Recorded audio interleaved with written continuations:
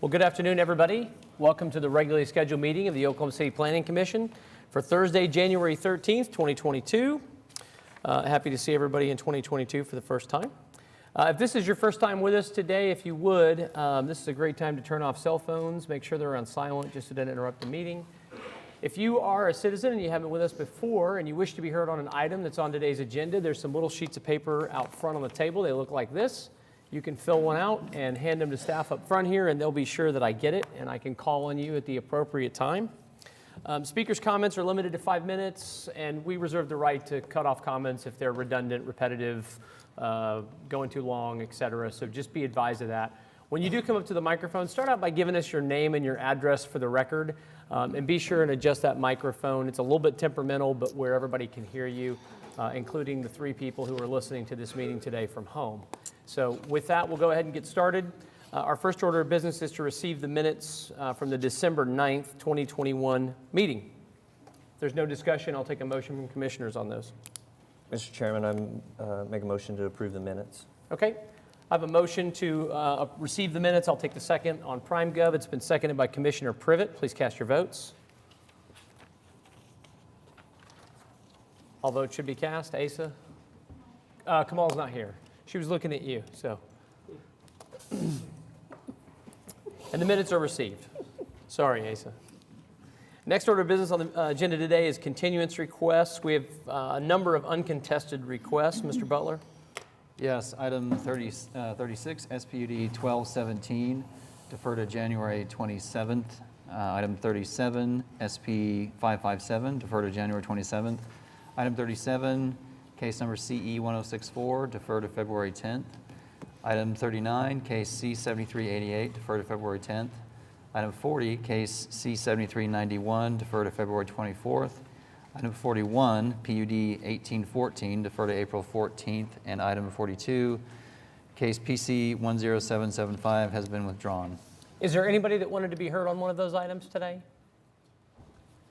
Okay, seeing no one, if there's no discussion on any of those items from commissioners, I'll take a motion on the continuance items as read. I'll motion to approve the continuance items as read. Okay, I have a motion. I'll take the second on PrimeGov. It's been seconded by Commissioner Highsmith. Please cast your votes. All votes should be cast. And those continuance requests are approved. Next order of business is new requests. We have 3 that I know of. Mr. Butler, you want to read those for us? Yes, item 18, PUD 1871, defer to January 27th. Item 29, SPUD 1367, also January 27th, defer. And also item 30, case SPUD 1370 has been withdrawn. Is there anybody who wanted to be heard on any of those items today? Okay, seeing nobody, if there's no discussion from commissioners on those items, I'll take a motion to continue those as well. Move to continue those items as read. Okay. I have a motion. I have a second from Commissioner Powers. Please cast your votes.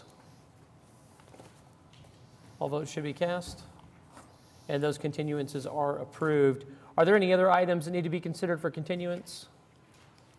Okay, I didn't know of any others, so that's fine. Next item on the agenda today is our consent docket. We have a number of those. Mr. Butler, do you want to read those for us? Yes, case number 1, PC 10787, application to rezone 7600 North Hudson Avenue from R1 to I2. Case 2, or item number 2, case number C7390, final plat of Scissortail Villas, located east of South Cemetery Road and north of Southwest 15th Street. Item 3, case C7392, final plat of Aspen Creek, and that is located west of South Morgan Road and north of Southwest 59th Street. Item 4, case C7394, final plat of Donald Allen Edition, located south of Southwest 44th Street and east of Southwestern. Item 5, case C7397, final plat of Sweetwater, located south of Southeast 89th Street and east of Southeastern Avenue. Item 6, case C7398, final plat of Castleberry Edition, Section 5, located east of May Avenue and north of Northwest 192nd Street. Item 7, case number C7399, a final plat of Sandoval, located north of Southwest 134th Street and west of South May Avenue. And finally, item 8, Case C-7402, final plat of Portland Power Center, located north of Northwest 178th Street and east of North Portland Avenue. Okay. I do have somebody who signed up to speak on item 3, so we'll go ahead and pull that from the consent agenda. We'll move that to separate items to be heard. That's C-7392, final plat of Aspen Creek. Are there any other items that need to be removed from the consent docket? Anybody who wanted to be heard on one of those items today? Okay, if there's no discussion from commissioners on any of the other items, I'll take a motion on the consent docket as read, removing item 3. Mr. Chairman, move approval of the consent docket as read, excluding item 3 to be heard separately. Okay. I have a motion. That motion's been seconded by Commissioner, look like Commissioner Coffey. Just kidding, Commissioner Powers. Please cast your votes when available. All votes should be cast. And the consent items as read have been approved. Next item on our agenda is items requiring separate vote, and we'll begin with item 3. Item 3 is case C-7392, final plat of Aspen Creek, again located west of South Morgan Road and north of Southwest 59th Street. It's 1800 South Sarah Road on behalf of the applicant. This is the final plat. This is in conformance with the zoning and the approved preliminary plat. So I'll be happy to answer any questions. Fair enough. Let's hear from the folks that signed up. Gary Jones.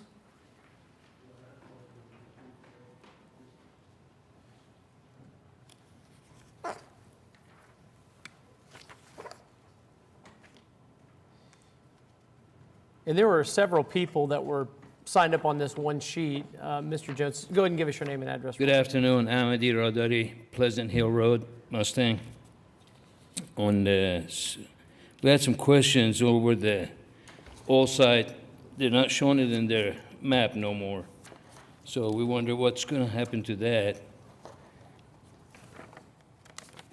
And are they gonna be on the city sewer system as well, now that they're getting city water? Okay. Mr. Grubbs, do you want to comment on those or answer those questions for our...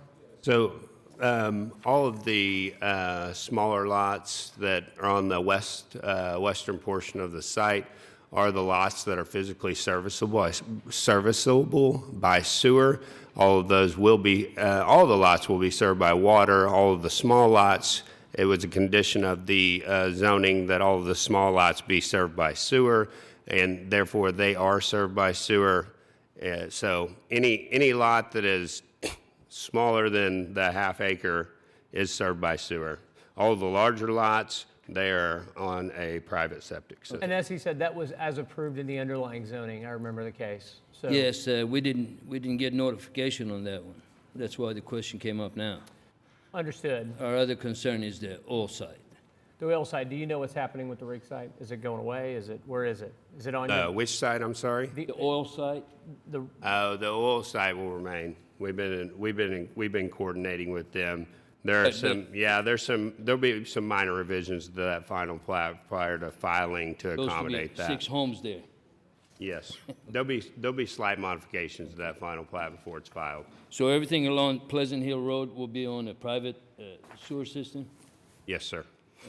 Is that septic? Aerobic. Okay. That's it. Thank you. Does Thank that you. get you what you need? That's it. Okay. Thank you. for coming down today. We appreciate having thank you. you. Thank you. I have someone with their hand up. Did you want to be heard, sir? Okay. If you would come down and give us your name and address for the record, and we'd love to know what we can do for you.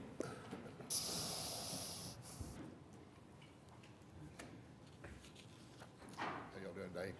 I'm Gary Jones. I live at 5700. I'm directly across from it. We was concerned about the access. They're coming on 59th, exactly where the feed's going to be on the east side there. I'm looking at this. This is a hill right there, and that's why we're concerned about it. It's already difficult to get out. We have a lot of school traffic there. It backs up almost to that area in the evenings at this time. Now we're going to add these additional homes. I mean, it's a blind spot there. Somebody ended up getting killed just pulling out of that drive. I mean, you're literally 50 foot, it looks like, maybe 100 from where that hill actually drops. So your concern is the visibility? But we're going to have a lot more traffic, but the visibility is an issue right there. But on 59th Street, in other words? Well, right there at the corner, we have to exit. We're going to have traffic coming both ways, of course, and Yeah. that is a blind spot. So we're concerned about that additional traffic where that exit is on the east side going into 59th. So the way that it's laid out, the way that the plat has been laid out for our consideration of approval is in conformance with the PUD, and the ingress and egress would have been discussed at that time. It's been reviewed by traffic. Okay. So to the best of our ability, we've reviewed it, done what we can to consider it, and it's being presented as it was approved. And it would have to be in conformance with the zoning in order to be laid out the way that it is. So I have to assume that that's true. Okay, well, that's just my opinion. It's pretty, there's a drop-off there, so.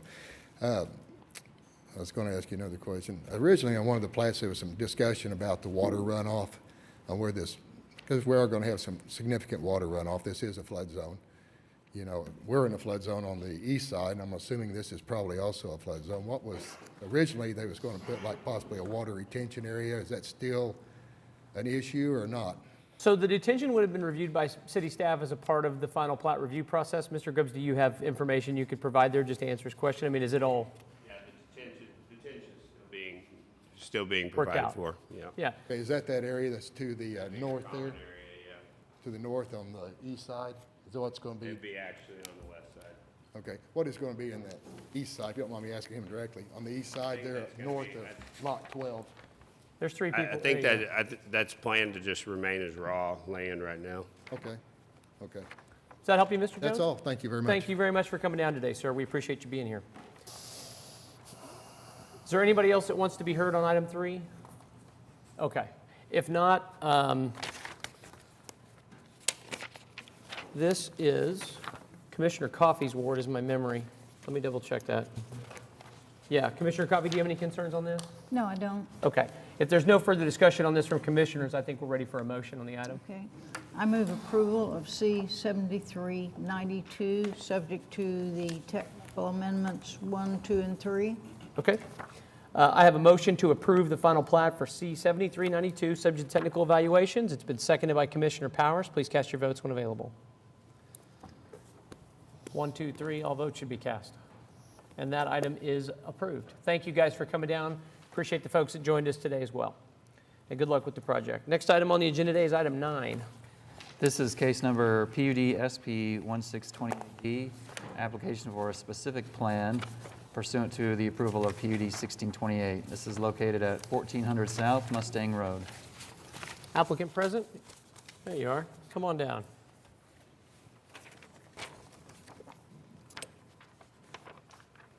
Good afternoon. My name is Charles Allen, 1601 Southwest 89th Street, representing the applicant. This is a new standalone Starbucks north of an existing Wendy's. It's on a little less than an acre tract of land. Excellent. Nothing too exciting. It's very exciting. This is also in Ward 3. I'll just note before I ask Commissioner Coffey if she has questions or comments on this, for the purposes of our record, staff's review of the specific plan for the development indicates the proposal is consistent with PUD 1628, the master design statement, and the master development plan. Commissioner Coffey, you have questions for the applicant on this one? No, I've had no calls of concern, just some Mustang folks saying it's about time for a Starbucks in Mustang. Okay, is there anybody who wants to be heard on this item today? Seeing nobody, Mr. Allen, I'm assuming you're allowing for about 80 cars to be queued in your fast food lane. And with that knowledge well in hand, if there's no further discussion, I'll take a motion on it. All right. I recommend approval of PUD SP 1628D. So I have a motion to approve the specific plan, PUD SP 1628D. It's been seconded by Commissioner Privet. Please cast your votes when available. All votes should be cast. And that item is approved. Good luck. Next item is item 10. Mr. Butler.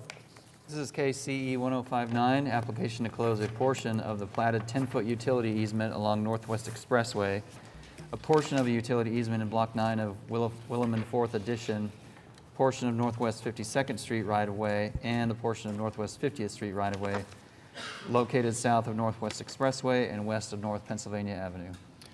Good afternoon, David Box, 522 Colcord Drive. This is, I think, the third time we've been before you on a closing application. As we get closer to development, what is needed from a closing action continues to evolve slightly.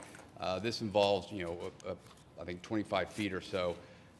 My client does own and control all the land surrounding all of the areas you see before you. So this is on the Oak. It's been before you multiple times before. This is just the latest. We've actually had to come back to you before we go to district court to vacate on some cleanup. So nothing different than the previous times that we've been before you. In terms of TEs, we do agree to TE1. And TE2, I'd ask to revise that to mirror the language we revised it to last time. JJ and I spoke before. He was comfortable with that, and I don't have the specific language in front of me. But if you recall, one of the concerns that we have with the language as presented is the new 50th Street, if was dedicated and constructed, would get undoubtedly torn up during the construction phase of this project. And then the city would be tasked with having to go, on their dime, rebuild a brand new street that was literally never open to the public. Yeah, I remember the discussion. So what we've asked for is basically give the discretion to the Public Works Director to decide when that needs to happen. We can certainly grant all the necessary rights of way, but we think it to be wasteful to pour 50th and then have it torn up for a period of time. How should we amend TE2 then? Perhaps just tell, TE2 can be per the last approval and staff can mirror that language. Could we at least get can we have a case number? Can we have something that links us to? So it would have been the CE application immediately adjacent to this application.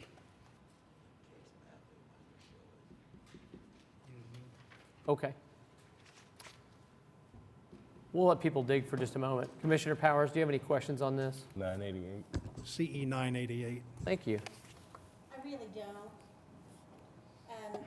We've gone through these, sort of, I don't want to say ad nauseum, but over and over again. And, I think having lived through the development of the Chesapeake campus, I'm really aware of how much damage that kind of large project can do to city streets. So I agree that it doesn't make a whole lot of sense just to build a street that you're going to tear up.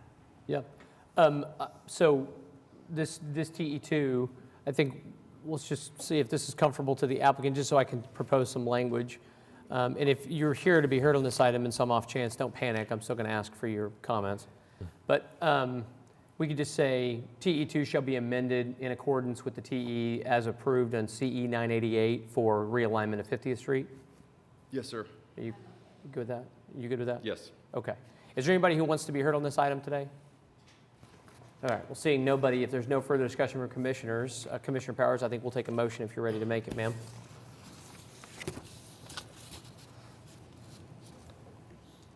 We're making a recommendation here. Uh-huh. Yes.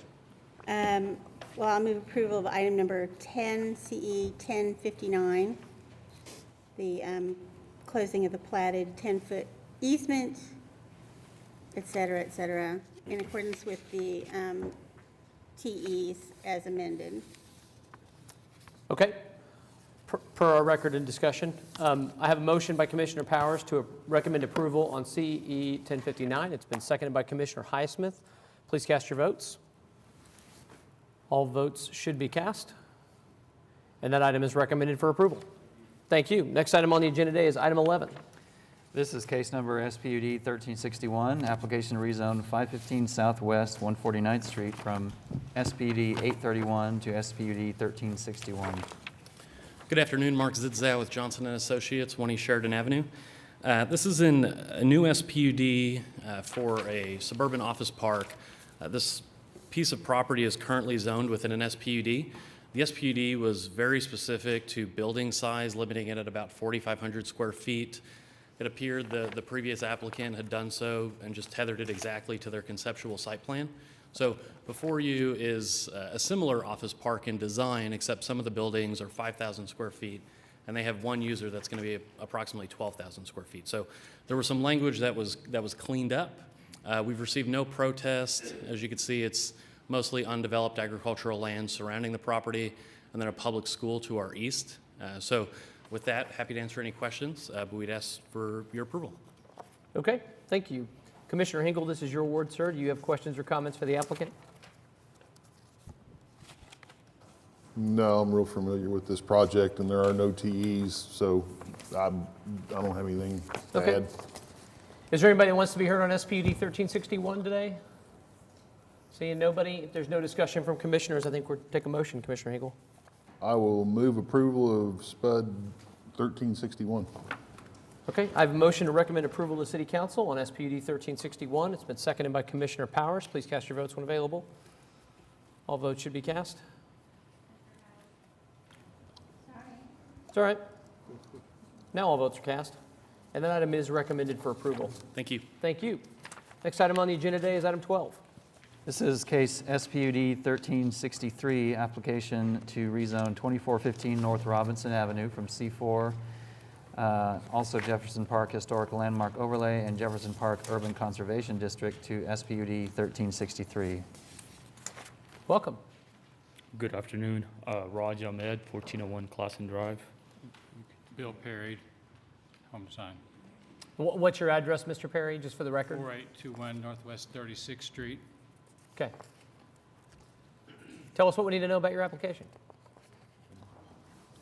We're just doing a simplified SPUD for development of some apartments, 6-unit apartment there at 24, what was the address? 2415 South Robinson. Okay.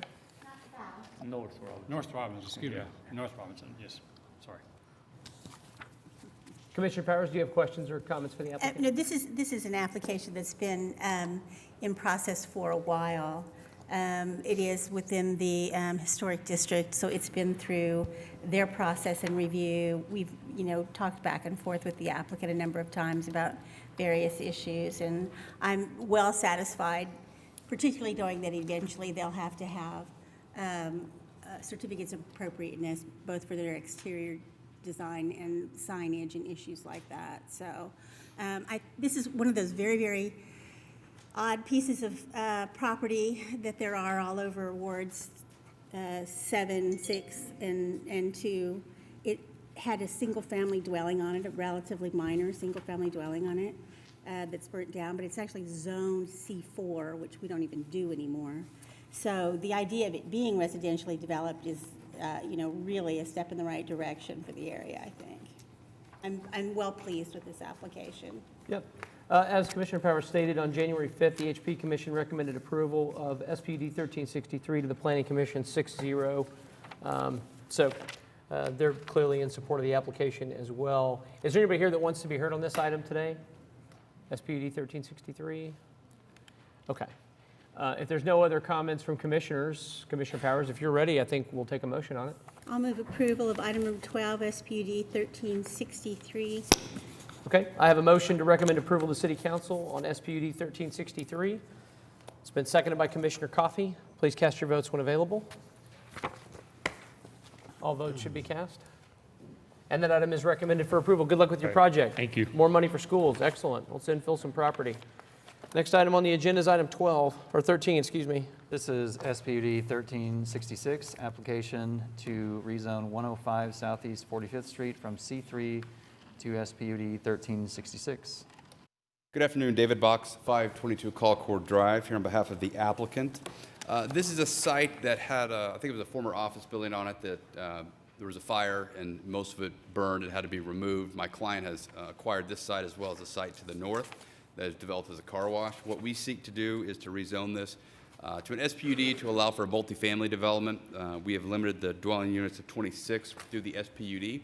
It is designated in the urban medium density in the comprehensive plan, so as such, it is compatible with the comprehensive plan. There are no TEs, and staff recommends approval. I'd be happy to answer any questions. Commissioner Privet, this is your ward, sir. I have no issues with it. I think it's a good infill project. Have anybody signed up? I do not have anybody signed up to speak, but I'll double check. Is there anybody that wants to be heard today on SPUD 1366? Okay, doesn't appear to be anybody signed up. I'll move to recommend approval of SPUD 1366. Okay, I have a motion to recommend approval to City Council on SPUD 1366. It's been seconded by Commissioner Hinkle. Please cast your votes. All votes should be cast. Thank you. And that is recommended for approval. More money for schools. Love it. Next item is item 14. This is SPUD 1369, application to rezone 2741 Northwest 36th Street from SPUD 349. Hi, welcome. Afternoon. I'm Giandra Johnson on behalf of the applicant. 4101 Perimeter Center Drive is my office, and this property is located at 2741 Northwest 36th. It's currently a retail establishment. The primary business is a nail, hair, and I think, just a nail and hair salon. But it's zoned currently for a number of different kinds of businesses, but I think at the time of the original Spud, dispensaries were not a thing, and now we'd like to add that to allow for that use. I'm happy to answer any questions. Okay. Thank you very much. Commissioner Powers, this is your ward, ma'am. Do you have questions on this? No, not really. This is an odd little piece of property. It's so tight. It is so small. Parking is so limited. But it's always been some sort of commercial use, and I think it is just one of those things where, you know, the description of the uses of the property just wasn't included in the SPUD, the original SPUD that was done. So I don't have a problem with this at all. My only curiosity on this is just that in the application, there's not use units. It's specific types of offices and businesses that are allowed. I've never seen that before. Oh, yeah, you're right. There is kind of an odd thing about the way the use units are set out. JJ, is that bothersome to staff? I mean, I've never seen that in an application. Well, that was something that was worked out and negotiated with Planning Commission when the original SPUD came through. They negotiated Individual specific uses. Okay, we'll let it be known we're not doing that. That would take forever. Who would do that? Okay. All right. If there's no further discussion on this, is there anybody who wants to be heard on SPUD 1369? Oh, yes, ma'am. Please come up. Give us your name and address for the record and tell us what we need to know. Yes, my name is Candace Moon, and my property is adjacent to the property that you're discussing right now. Adjacent, which property is it, ma'am? To the 1369 retail on 36th. East or west? Excuse me? East or west of it? I am north. Oh, behind it? Yes. Oh, So- you're the residential. Yes. Got it. I have the property that is, my fence is, runs along the alley.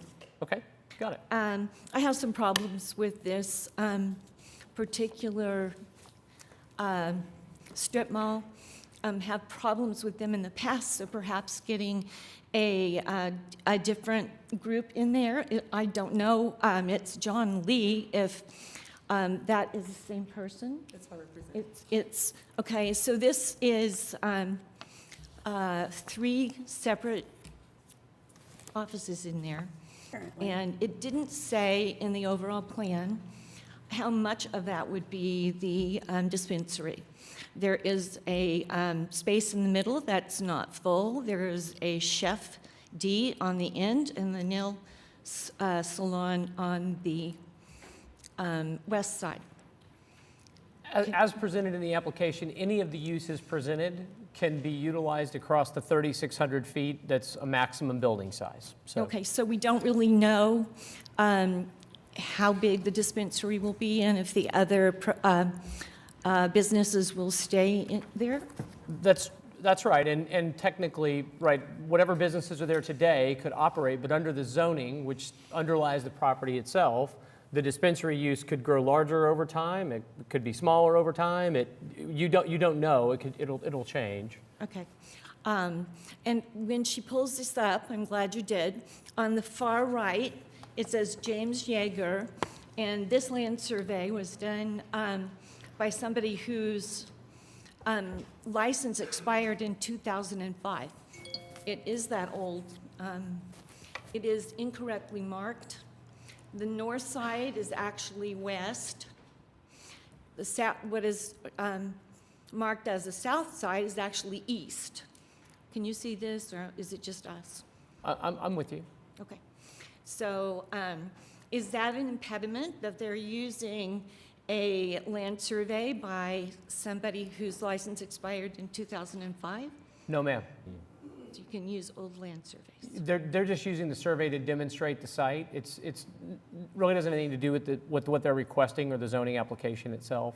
Okay. They're required to turn in a site plan, but it's not, doesn't have to be a brand-new survey, does it, JJ? Yes, a survey is not required, Yeah, just a that's what I general thought. site plan. Exactly. Yeah, we get napkin drawings, to be candid with you. This is a major upgrade. Okay. Also, this is a low to medium income area. I have a few pieces of information about the crime in the area. Can I pass it up? You're welcome to hand it out if you'd like to, and we can circulate it. Specifically, what Yeah. that? Yes, I am concerned about that because of the uptick in burglaries in dispensaries near me. Frankly, there's a lot of contradictory evidence about dispensaries going in, increasing crime, and other articles that say it decreases it. So I'm just going by what I have read.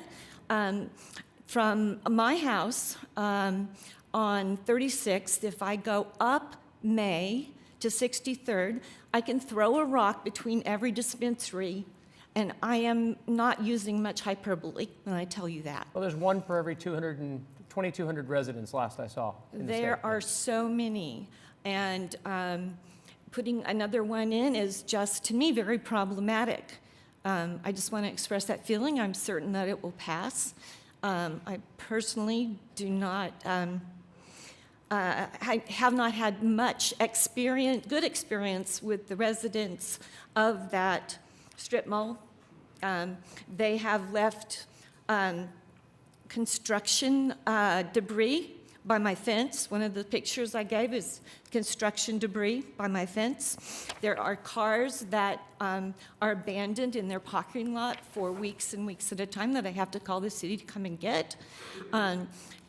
Even now, there is graffiti and some sort of metal piece in the alleyway. So I really haven't had good evidence that they keep their property. So I'm worried about the same people putting a dispensary in and bringing more people in and continuing to not take care of their property. I'm so sorry, what was your name again, ma'am? Candace Moon. Ms. Moon, we appreciate you coming down and sharing your concerns with us today. We really do. Thanks for your time. Any questions, commissioners? No, I don't have questions, but I will take the opportunity. Ms. Johnson, did you indicate that the owner has not changed, that it's the same owner? Yes. John Lee. So I would just encourage you to encourage your client to be a better neighbor. I will certainly relay that. I think it's very important. Thank you, Curtis. All of these uses along 36th Street there, very tight. There's a lot of shared boundaries. There's not division between the parking areas and the drives through. And I think it is incumbent upon each of the property owners to be the best neighbor they can be, especially to the residential area to the north. Given Ms. Moon's concerns, I just want to apologize on behalf of my client for any debris that's been left in your yard and for any undue stress that's been caused, and I'll make sure that I relay that to him.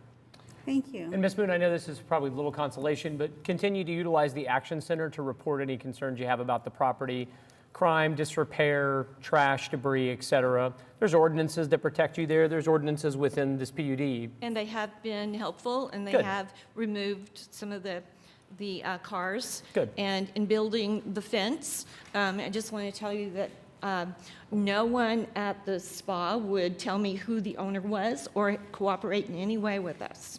And I even got rid of, there's poison ivy all along there. I had to spray it. So, upkeeping of the property is not happening from your client. I understand. And on the flip side, a dispensary would bring in more funds, and there may be a possibility that greater upkeep could happen from there. So don't look at it as all negative, but I will relay everything that you're saying, Tim. Okay, and if there is, since it's a dispensary, will there be, you know, kind of more lighting or guards, or they're going to be? That use doesn't require within our ordinances. I'm going to speak because the conversation really needs to be between us and you, and not you and the applicant. But there's no change in the requirement for the use of a dispensary to change lighting per the city ordinance or anything like that. Okay. Okay, well, I told you what I came to say. Well, we appreciate you coming down very much. All right, thank you. Thank you. Yep. Anything further of me? Well, just 1 second. Is there anybody else who wants to be heard on this item today? I just want to make sure. SPUD 13. I would like to reiterate, Ms. Moon, we do appreciate you taking the time to come down and talk to us and to bring these matters to our attention. Yep. It's very helpful for us to know this background. We have your... I represent not just myself, but the people who live next to me as well, because it's on their property. Yeah, the little neighborhood is a very, you know, sort of snug and tidy little neighborhood. It is surrounded on every side by commercial development, and I do think it is very important that neighborhoods like that have the protection they need. So we have your exhibits for you. This matter will go from us on to City Council, so you may want to provide those to staff for them. Right, thank you. Okay, if there's no further discussion on this, unless you have additional questions or other comments from commissioners, Commissioner Powers, I think we are ready for a motion. All those issues and questions in mind, I will move approval of item 14, SPD 1369. Okay, I have a motion to recommend approval to City Council on SPUD 1369. It's been seconded, maybe. Oh, we got our drivers away. You can't, IT can't flee. You can't just flee.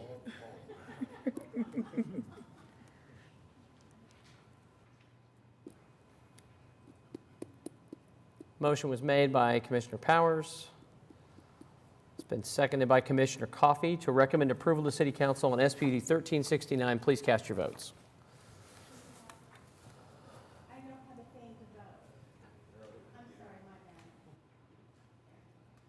All votes should be cast. And that item is recommended for approval. Thank you. Thank you very much for coming down. Ms. Moon, thank you for coming down today. Next item on the agenda is item 15. Mr. Butler. This is case SPUD 1371, application to rezone 11120 Southwest 15th Street from AA Agricultural. Good afternoon, Mark Zidzow with Johnson & Associates, 1 East Sheridan Avenue. With me is Amy Marshall, who will be the developer of this property. What we're proposing is a location for a camp bow wow. Cindy, if you could show the site plan.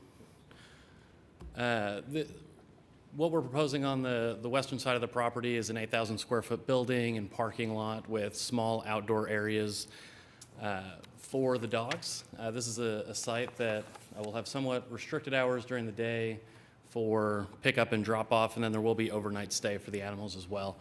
The balance of the property is for future development, and so there are other uses included in this. What you can't see on this screen is just to the east is the Kilpatrick Turnpike.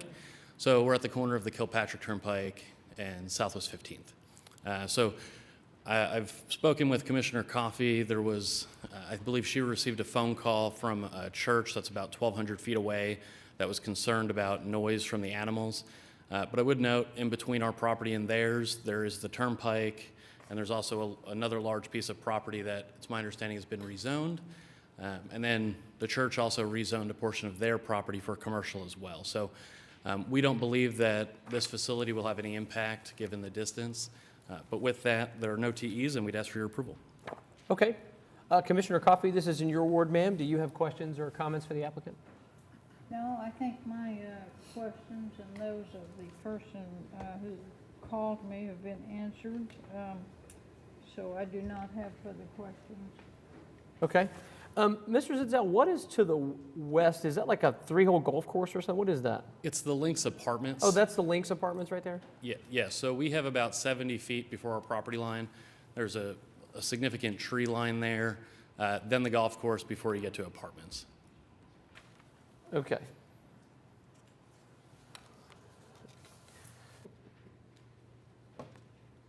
$8,300.69 is the spectator sports and entertainment use unit.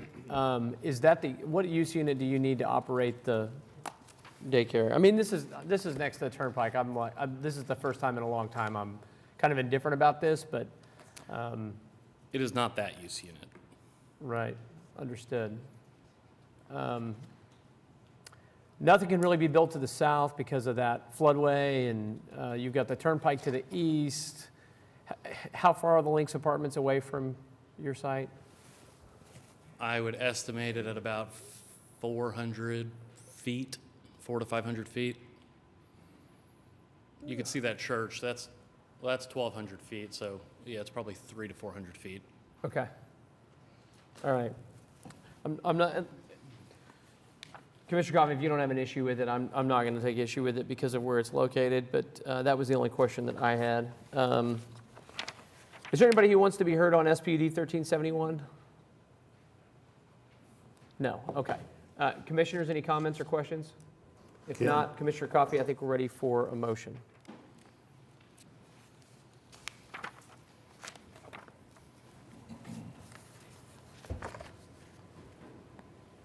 I recommend approval of SPUD 1371. Okay. I have a motion from Commissioner Coffey to recommend approval to City Council on SPUD 1371. It's been seconded by Commissioner Powers. Please cast your votes. And that item is recommended for approval. Thank you. Thank you.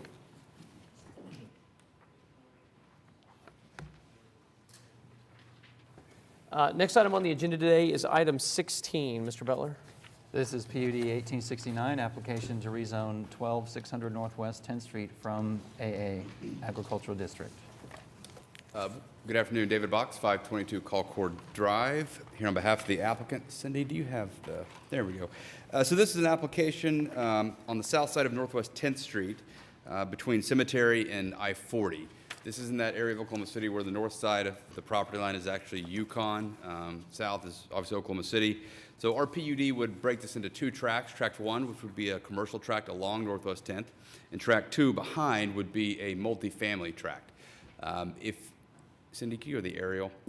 We think it's a good use for multifamily. When you look at what's immediately to the east, it's a large power center with large big box retailers, restaurants. So putting density here on the the outskirts of the city to capture some sales tax, hopefully from Yukon, we think makes sense. There are no TEs, and staff does recommend approval. I'd be happy to answer any questions. Okay. Commissioner Coffey, we're back in your ward, ma'am. Do you have questions for the applicant on this one? No, I've not received comments from the area. This is a pretty rapidly developing area of commercial and mixed use. So I have no further comments or questions. Okay. Excellent. I do not have anybody signed up to speak. Is there anybody who wanted to be heard on PUD 1869 today? All right. Seeing nobody, is there other discussion with commissioners on this? Great. Money for schools and sales tax on the fringe of somebody else's city. This is wonderful. If there's no further discussion, I'll take a motion. I recommend approval to the City Council on PUD 1869. Okay. I have a motion to recommend approval to City Council on PUD 1869. There are no TEs. It's been seconded by Commissioner Powers. Please cast your votes. Thank you. Votes, yep. Thank you. Recommended for approval. Next item is item 17. This is case number SP 558, application to operate drinking establishments, sit-down alcohol permitted in the CBD Central Business District with the UD Urban Design Overlay. This is located at 400 Southwest 25th Street. I'm Robert Gage Pabst, address 1416 Southwest 15th Street. Wanting to convert and renovate the old NAG station, which is part of the Oklahoma Opry building in Capitol Hill District to a drinking establishment. Okay. Commissioner Privet, it says this is your ward, which surprised me a little bit. I didn't double check that, but He ran on the edge, I guess. I could have swore it was my ward. I would have thought that. I would have thought that. Yeah. Who's to say? We'll ask Commissioner Privet if he has questions on this one. And if you have some, you can chime in too. I'll be happy to chime in. Yeah. Go ahead. Go ahead, Asa. What do you got? Well, so I know Gage. I've actually had the opportunity to tour the old Opry building. Gage and his group are trying to resurrect it. I can't think of a better thing to do than to attempt that. I definitely wish them the best of luck and hope that this works out and that Capitol Hill continues on its trajectory of redevelopment. I think this is a critical part of it, and for me, I have no issues with this application. So, Okay. Is there anybody here that wants to be heard on SP 558? Seeing nobody, is there other discussion from commissioners? I'm curious if there's going to be any outside activity, music at night, bands. Where is that going to take place on the property? Because there's quite a bit of housing that surrounds that. It's not in the middle of housing, but there's to the south is a library and a bank. But is that planned? I mean, you're going to put a stage out back and have live music, and how do we mitigate that? If we had live music, it'd be in the bar, like there'd be put up a temporary stage or something for an event. But in the future, attached to this building is the historic theater of the Opry, and that's where, like, we're intending in a year or two to kind of start looking into renovating that for more of the touring artists and stuff. But there is potential and hope to be able to have bands come and play in the bar from time to time. I just know there's a giant parking lot behind it that they used to do that In the parking years lot? ago in the parking lot behind there, that I think the building itself owns that parking lot, I think. Yeah, yep. But as you can see on everything across 26th Street and back to the west is residential. The zoning is CBD. I don't know, I don't recall, but I don't know that would allow automatically for you to be able to do that without some sort of a permit, I would suspect. Do you know, JJ, off the top of your head? They would have to come back through for additional zoning. To be able to do that. That's what I would have guessed. Yeah, that outside area is not part of this Right. application. Exactly. Yeah, only the portion that's inside, which is where the use being allowed. It's a special permit, so it's not really a change of the zoning as much as it is just an allowance for the drinking establishment. I think this is great for this area. Like Asa said, this area could use a big shot in the arm, so good luck and look forward to seeing what you do. Yeah, new business, more people, more sales tax. I love it. Wonderful. Well, not to belabor the point or to speak for Gage here either, but my understanding is, this is the first step. They're trying to get this bar going, create some revenue to then allow them to fund the renovation of the actual theater. It all makes sense to me, again. And It'd be wonderful if that comes to fruition, so. Nobody wanted to be heard on it, and if there's no more discussion, whether it's your ward or your ward, somebody Boyd make says a- it's for. Okay, somebody make the motion. Boyd Fulton wouldn't lie to us from the back room, so. Go ahead and make a motion, Commissioner I'll make a Privet. motion to recommend approval of City Council SP 558. Okay, I have a motion to recommend approval on SB 558 to City Council. It's been seconded by Commissioner Hinkle. Please cast your votes. All votes should be cast. And that item is recommended for approval. Good luck. Thank you. Thank you. Item 18 has been continued, so the next item on our agenda is item 19. Mr. Butler? This is PUD 1872, application to rezone 11701 North Morgan Road from PUD 1783. Once again, David Box, 522 Colcord Drive. This is an application that perhaps may look familiar. We just got done rezoning this not too long ago into PUD 1783. The only change that we seek is to allow for the use of metal for the buildings. It is an industrial type of development. Everything about the PUD mirrors that of PUD 1783, except adding the ability to use metal on these buildings. There are multiple metal buildings out in this area, if you are familiar with it, so we do believe that to be still compatible, and there are no TEs. This is in my ward. I looked at the application, visited with the applicant about this a little bit. Apparently, it snuck by me the first time that dumpsters are allowed within 25 feet. You're going to change that to 50, of course. I think we actually need the 25 feet, because I think you asked us last time, and we had... I did at least ask last time? Commissioner, I struggle to remember a meeting in which you didn't ask, so yes, I would say that you... I'm asking again. No, we still need 25 feet. Okay. All right. I mean, there's nothing around it right now, so I'm not concerned for residential neighbors or anything, but I ask every time, so I might as well ask this time. Is there any discussion from commissioners on this? Is there anybody here that wants to be heard on PUD 1872? If there's no discussion, I would take and entertain a motion to recommend approval to City Council on PUD 1872. So moved.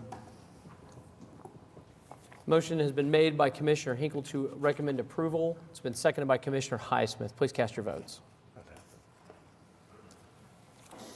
All votes should be cast, and that item is recommended for approval.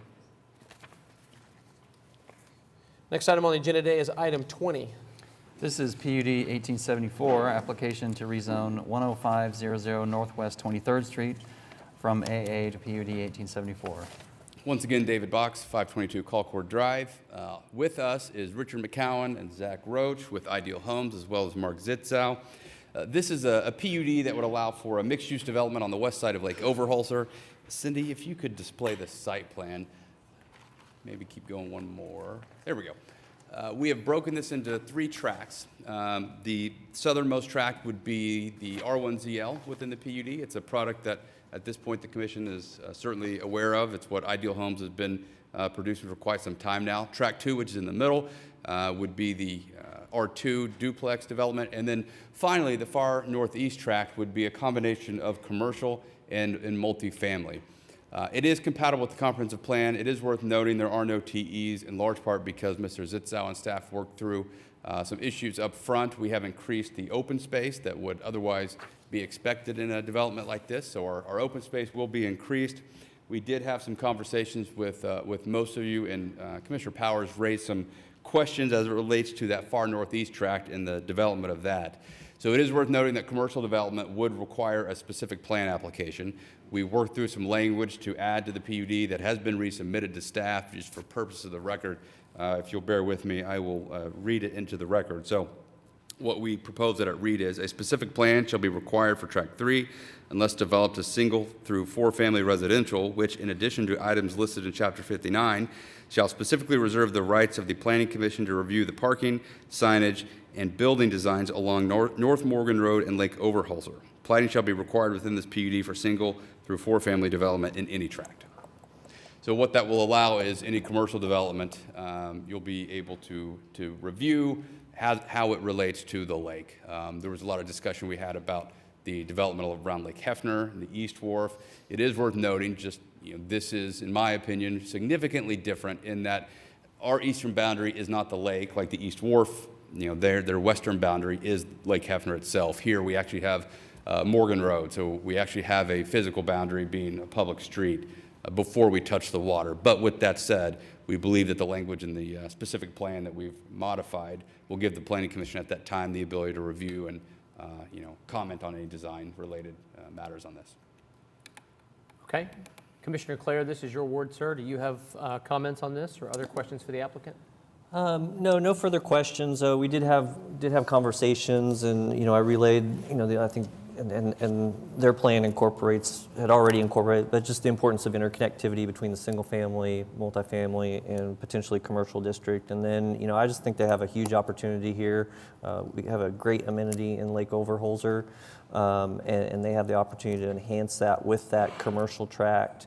If done right, and I think they've got the ability to. So I like the addition of the language, the updated language, that we'll see this again at specific plan review. Yeah, the west side of Overholser is pretty underutilized, and which is a bit shocking. So I'm surprised it's taken this long, but I think it's great. I think putting all that density by the lake and letting people enjoy that amenity makes a ton of sense. I think it's great. So I don't have anything. Any other commissioners have comments or questions on this one? Is there anybody who wants to be heard on PUD 1874? Seeing nobody, if there's no further discussion, I take a motion from you. I'll Commissioner move the recommendation of approval for PUD 1874. Okay. I have a motion to recommend approval to City Council on PUD 1874. It's been seconded by Commissioner Powers. Please cast your votes. All votes should be cast. And that item is recommended for approval. More money for schools, more sales taxes. This is a good day. Let's keep it going. Item 21. This is PUD 1870, application to rezone 2201 Southwest 104th Street from R1ZL to PUD 1870. Good afternoon, Dean Colita, Civil and Environmental Consultants representing the applicant. So this property, if you can pull the map, it's currently zoned R1ZL, and the purpose of this is to rezone it to basically a duplex development. It does meet the comprehensive plan and is compatible with the surrounding development there. And I'd like to go over a couple of the TEs that were addressed. One was to address mitigation measures for potential compatibility issues. I think there may be a discrepancy in regards to the lot size. Our lot sizes are 5,000 minimum square feet, which the west there, which is on the south side of this page here, they're 6,000. So, it's basically a duplex. So each lot will have one structure, the same as on the west side. So there's 6 homes on the west, we'll have 6 structures on the east. So compatible, it's 2,400 units, square feet per unit, but the lot's actually 5,000. So in regard to that compatibility, I didn't know exactly what was needed there in regards to that comment. So I think that may just be, like I said, kind of an issue on that. So we would like to strike that, the fact that we do think that it's compatible with the surrounding areas. And then the next comment about the sidewalks, we're fine with that. And then in regards to the open space, we did talk to the developer, and he did agree to add, if you could pull up the more specific plan on there, the lots on the far north side, top of the page, which is going to be the southeast corner there next to the commercial. We decided to denote those as an open space to where they can buffer from the residential and the commercial, and then allow some open space for recreation, and it'll connect to the pond. So, and then there'll be sidewalks connecting all that as well. So that would hopefully meet the open space requirement. Now, in the comment, it did state 170 square feet per dwelling unit, which in the code it says 130. So we'd be willing to do the 130, but 170 would exceed the lot size of that deal. And he's losing 2 units to do this. So, we hope that the 130 square feet per, per the ordinance for that would be sufficient if that's good with the council, planning commission. Just to kind of summarize your comments, Mr. Cleta, so we could just amend TE3 under your suggestion to provide 130 square feet of usable space. Correct, sir. Okay. All right. Anything else we need to know? That's it. Okay. Commissioner Hinkle, this is your award, sir. You got comments or questions for the applicant on this one? This is a forgotten piece of property. Boy, It's really cool with this little lake on here. I've wondered what it was going to be. I'm perfectly fine with this. I visited with Mr. Cleta about the mitigation measures to the west, and I'm satisfied with the answer that I got. So anybody else have anything to add, or anybody from? Oh, I just asked if we could get confirmation from staff that it is supposed to be 130, or that code says 130. Yeah, 130 is the code requirement. Okay. Is there anybody who wants to be heard on PUD 1870 today? Okay. If there's no further discussion from commissioners, I'll take a motion, Commissioner Hinkle. I will move approval of PUD 1870, striking TE1 and modifying TE3 to 130 square feet of usable open space per dwelling unit. Perfect. I have a motion to recommend approval to City Council on PUD 1870, subject to the technical evaluations as amended by Commissioner Hinkle. It's been seconded by Commissioner Privet. Please cast your votes. All votes should be cast. And that item is recommended for approval. Next item on the agenda today is item 22. This is case C7400, preliminary plat of the colony at Shadow Lake. And this is located north of Southwest 104th Street and west of South Pennsylvania Avenue. Dean Colita, Civil and Environmental Consultants, 4045 Northwest 64th Street, representing the applicant. This is the continuation of the preliminary plat for the PUD that was just approved. I'm happy to answer any questions if anyone has anything. We do agree to all the Ts. Okay. Thank you very much. Commissioner Hinkle, any concerns on the accompanying plat? No. Okay. Just abundance of caution, anybody want to be heard on C-7400? Nobody. Okay, if there's no discussion, I'll take a motion on the preliminary plat, subject to technical evaluations. Commissioner Hinkle. Move approval of C-7400, subject to the technical evaluations.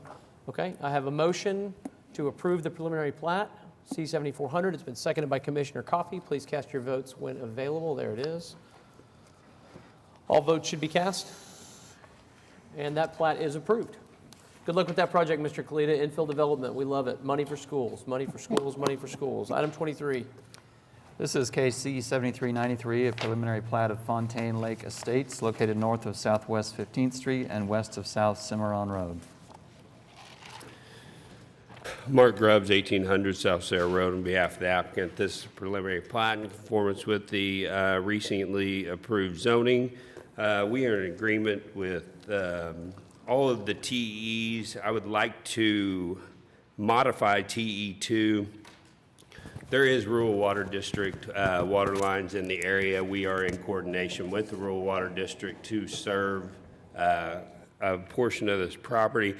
There is also a new fire department currently under construction at Southwest 59th and Richland Road, which is 4 miles from this property. I would just like to modify TE2 to say that we will provide fire suppression by either rural water district, a tank, or individual fire suppression systems. So instead of just mandating that there be fire suppression systems in each unit. So these are 2-acre lots. They are spread out. So. Okay, just out of an abundance of caution, read your recommended TE language one more time. Yeah, I would just like to state that we will provide fire suppression by one of 3 measures: by a tank with fire hydrants in the appropriate proximity to each residential unit, by individual fire suppression systems, or through the rural water district lines within the area. Got it.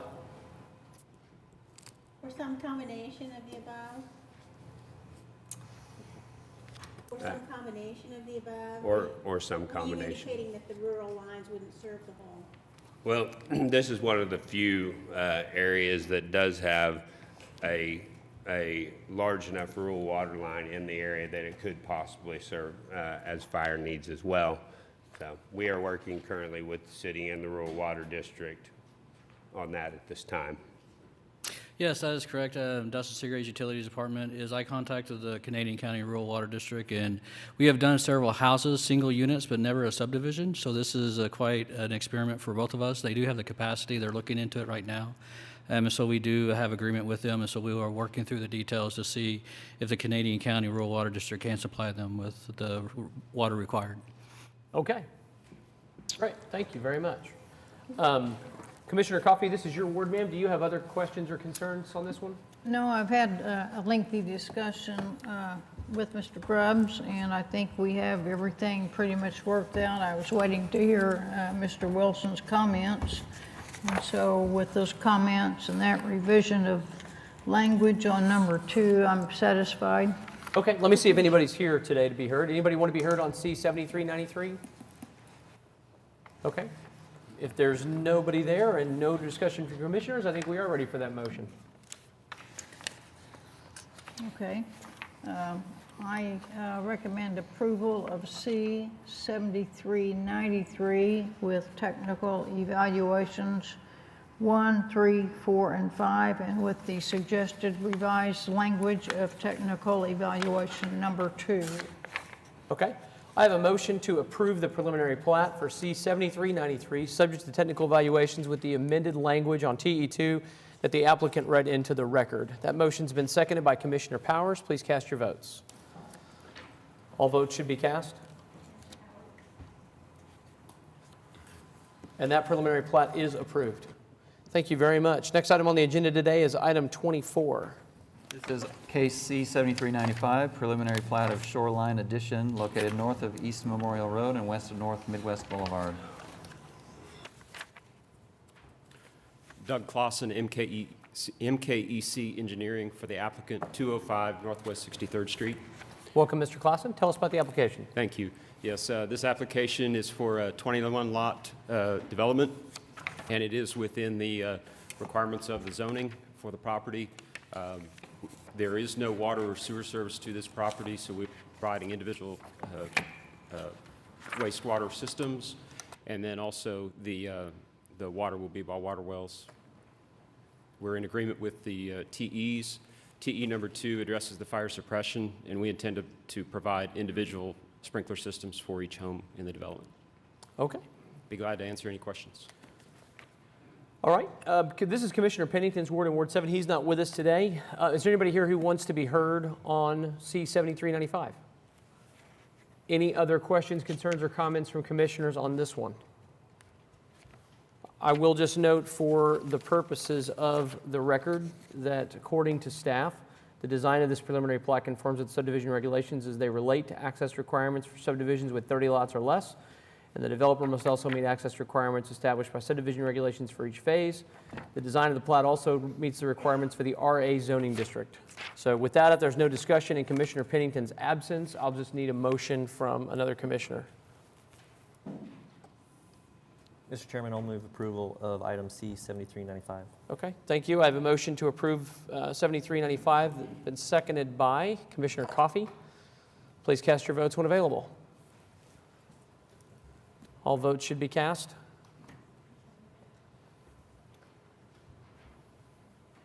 And that preliminary plat is approved. Thank you very much. Appreciate you being with us today. Next item is item 25.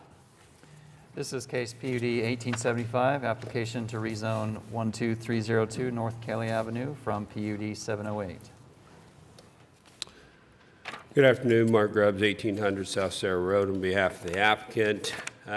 This is a PUD originally drafted as an I-2 PUD. We did receive a letter regarding concerns from Mr. Jeffrey Nichols. We met with him this week, went over his concerns. He had asked that we revise the request to I-1, and we agree to that, so long as we specifically include the use, construction, sales, and services. He was in agreement with that. And specifically, we would need to specifically allow for the outdoor storage, which he was okay with. We already have specified language within the PUD that regulates the screening of the outdoor storage, and he would like us to add the just outdoor lighting shall conform to section 59-12-350 of the municipal code. He did I included Commissioner Pennington in our correspondence. Commissioner Pennington was good with our resolutions. He did send, Mr. Nichols did send us a letter back and included all of them. He also wanted to bring up the fact that he was just concerned that the PUD might directly affect their water supply, which we've told him it will not. This will be on sewer. This will be on its own water system. We've agreed to revise it to I-1. There are no concerns there. And then he just had the concerns of access off 122nd because as it goes further east, it is a dead-end street. We will be improving that the full width of our frontage. It currently tapers just at the east side of our frontage. So we will widen it throughout our frontage and then taper it back in. So there. I'll be happy to answer any questions. Okay. What I heard there is that we need to add a couple of TEs, and I know there are people signed up to speak. Nobody panic. I'm just trying to make sure we have everything clarified from the applicant before we address any comments. We would need to add a TE to amend the application to I-1.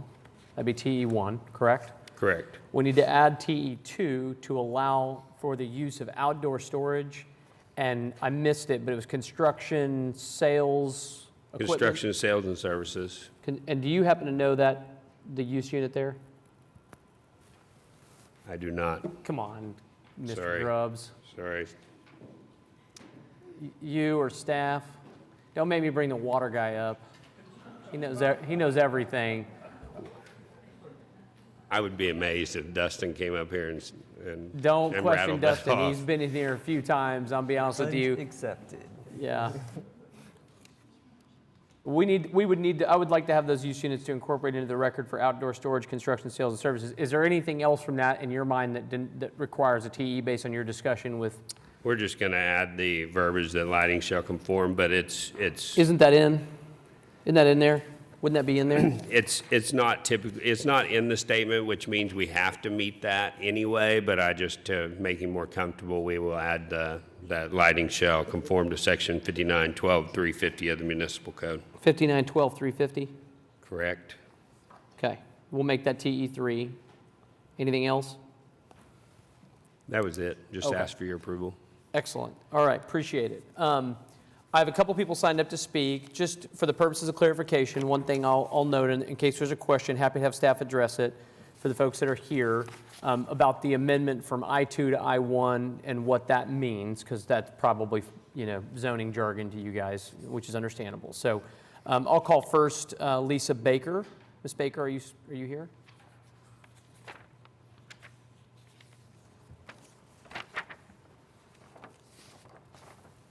Start out by giving us your name and address for the record, please. Yeah, Lisa Baker, and I own the property at 1020 Northeast 122nd.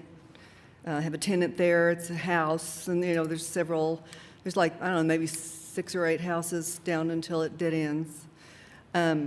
My question is about the road out front that's east of Kelly. It's a 2-lane, very poorly maintained, rough road. It's blacktop, I think. And so I don't know if according to this picture, it looks like the driveway is directly across from our property. And I don't know if there's going to be semi-trucks going up and down. Right now, it's dead end. There's few houses. There's like probably 15 cars a day. Half of those people are lost. They go down and they think, I'm going to go on through 122nd, but they can't, so they turn around. And so I'm concerned about the extra traffic and if there's semi-trailers or what this business is going to be. Well, we don't know, but semi-trailers can certainly use the public street and could certainly be coming in and out of the property. That's a very possibility. And in fact, I'll be so bold as to say if it's an industrial use, it's probably pretty likely. Yeah. Yeah. Well, so the driveway that's on the south side of this, on 122nd, seems unnecessary when there's 2 on Kelly. Okay, understood. Any other concerns that you've got? That's it. Okay. We're grateful you came down. Thank you for sharing. We'll talk about those access points in just a minute. The other person I have signed up to speak is George Mayer. Did I say that right? Yes. Mayer? Okay. Thank you. Yes, my name is George Mayer, and I live at 1028 Northeast 121st. One of the concerns, I'm here in support of Jeff Nichols. He couldn't be here today.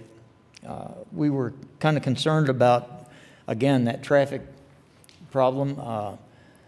That street, none of our streets have ever been paved with real pavement. And it would be real difficult for tractor trailers to go down there without tearing something up. Even if they pave that, it's still only a 2-lane street. So, you have a freshly redone Kelly that would support that kind of traffic. We wouldn't be opposed to having an entrance for employees parking, like, regular vehicles. The other concern that I had was the noise level. When that would, is that going to be a 9 to 5, 8 to 6, Their hours of operation are not stipulated in the application. Typically not in an application like this. It'd be unusual to see them stipulated in an application like this, to answer your question. Okay. Well, that's all I had. Okay. Thank you. And just for Mr. Mayor's benefit, Mr. Nichols he's referring to is the HOA president for Henry Acres. A letter was submitted in our packet. I did read the letter. I'm sure all the other commissioners did too, but we did receive his letter as well. Yes. Yeah. So, okay. Is there anybody else that would like to be heard on PUD 1875? Okay. In Commissioner Pennington's absence, I'll just take a shot at a couple of the comments. Hopefully, we're still working on use unit for outdoor storage and construction, sales, and services. You got those? You want to read those into the record for us? 8300.31 is your construction, sales, and services, and 8300.54 is outdoor sales and display, outdoor storage. 8300.54. 0.54, correct. Okay. It's worth noting that this is the same developer as the entire industrial development to the northwest, which is all I-1 as well, right, where Schlumberger and that entire development is. It's a very nice development that's been completed in that area. As you can see in this picture, it's full. It's almost full width on our frontage on our side there. We just need to take it the rest of the way down on our half street there. So. Got it. Okay. All right. Well, I do appreciate the folks, Mr. Mayor and Ms. Baker, who commented on the streets. It's very hard for us to delineate what types of traffic can use a public street and what types of traffic can't. We get asked that question regularly. It's very challenging. They have one curb cut on 122nd. The reason that they have it is for circulation, so trucks can come in and go out, visitors can come in and go out without having to turn around in a congested parking lot or something like that. So presumably employee vehicles, people that are visiting will use it, but also folks that are coming out of the property and in the property, semi-trucks. I believe it would actually be to your detriment if we didn't, because trucks are going to get in there, they're going to get on 122nd because it is a public street, and then they're going to be trying to find a place to turn around because there was no driveway. At some point, hopefully 122nd would be widened, repaved, improved. I'm not aware of any schedule or funded project that's there. That doesn't mean it doesn't exist. I'm just not smart enough to have been aware of it. But at any rate, I can't support removing the one means of egress that they've asked for on 122nd, particularly how far removed it is. And I guess this isn't really memorialized in your PUD, but how far removed it is on the site plan we're being presented from the intersection is advantageous from a traffic standpoint. So I don't know if any other commissioner feels differently, but that's where I am on that one. Anybody feel differently or have different thoughts? Okay, so if not, and there's no other discussion or concerns in Commissioner Pennington's absence, I'll need to make a motion. Again, just for the purpose of the record, the applicants requested that we add TE1 to amend the application to an I-1 base. We add TE2 to allow for 8300.54 outdoor storage and 8300.31 construction, sales, and services to be permitted uses. And then finally, TE3, all exterior lighting for the property shall be subject to Chapter 59, Section 12350. Is that correct, Mr. Grubbs? Reflect our, okay. So if there's no further discussion, I'll need a motion. And if we're going to make a motion to approve, it needs to include those TEs. I'll make a motion to approve with those 3 TEs.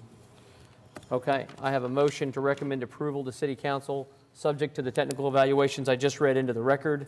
It's been seconded by, pause for effect, Commissioner Highsmith. Please cast your votes. All votes should be cast, and that item is recommended for approval. Good luck with that project. Next item is item 26. Mr. Butler. This is PUD 1873, application to rezone 6901 South Choctaw Road from PUD 1552. Afternoon. Hi, Frank Illy on behalf of Love's Travel Stops, 10601 North Pennsylvania, 73120. We own property to the north of our current Love's Travel Stop at I-40 and Morgan Road on the northwest quadrant. And right now, it's zoned for RV storage, but we are going to start getting into the RV park business a little bit, and so we have a small RV park planned for that property, and we need to have it rezoned for that use. So. Okay. Commissioner Privet, this is your ward, sir. Do you have questions or comments for the applicant? I do not. Anybody signed up to speak by chance? I do not have anybody signed up to speak, but I'll ask the question. Is there anybody that'd like to be heard on PUD 1873? No, sir. Nope. I will move approval of PUD 1873. Okay, I have a motion to recommend approval to City Council on PUD 1873. It's been seconded by, Could I ask real quick, maybe I missed it, if they're okay with all the TEs, or did we need to discuss any of them? Yeah.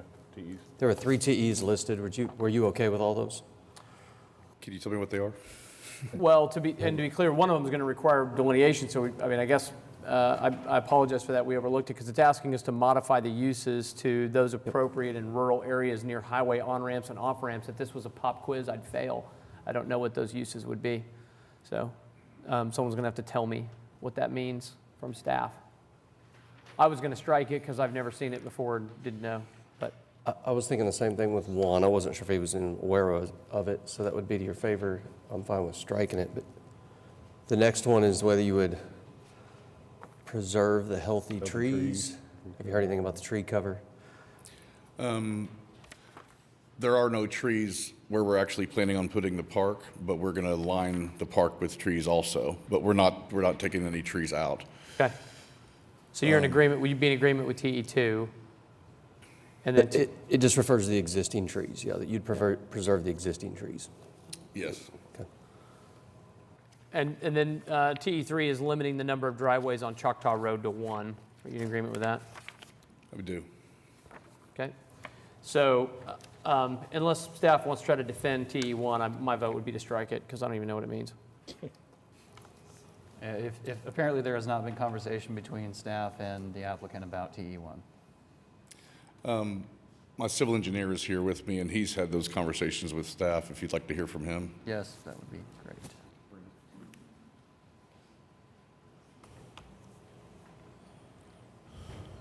Hi, Brandon Rhodes, 8724 Northwest 85th Place.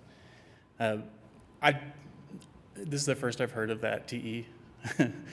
But we did talk to staff about originally we had 2 entrances allowed, and we agreed that we were okay with doing one entrance instead.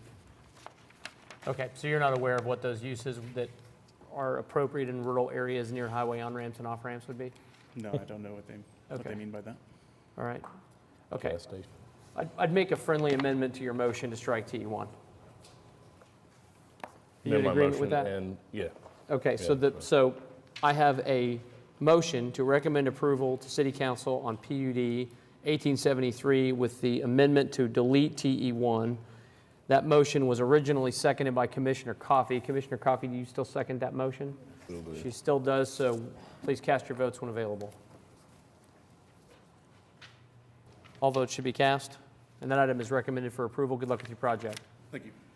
Next item on the agenda today is item 27. Mr. Butler?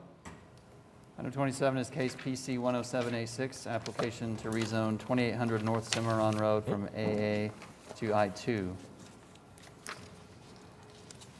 Hi, Caitlin, 522 Colcord Drive, on behalf of the applicant. The application before you is to rezone a property off I-40 from AA to I-2. It's worth noting that the property was previously zoned I-2. It was amended in 2020 to AA. There have been no protests. Staff recommends approval on the condition that we amend the application, so it's I-1 rather than I-2.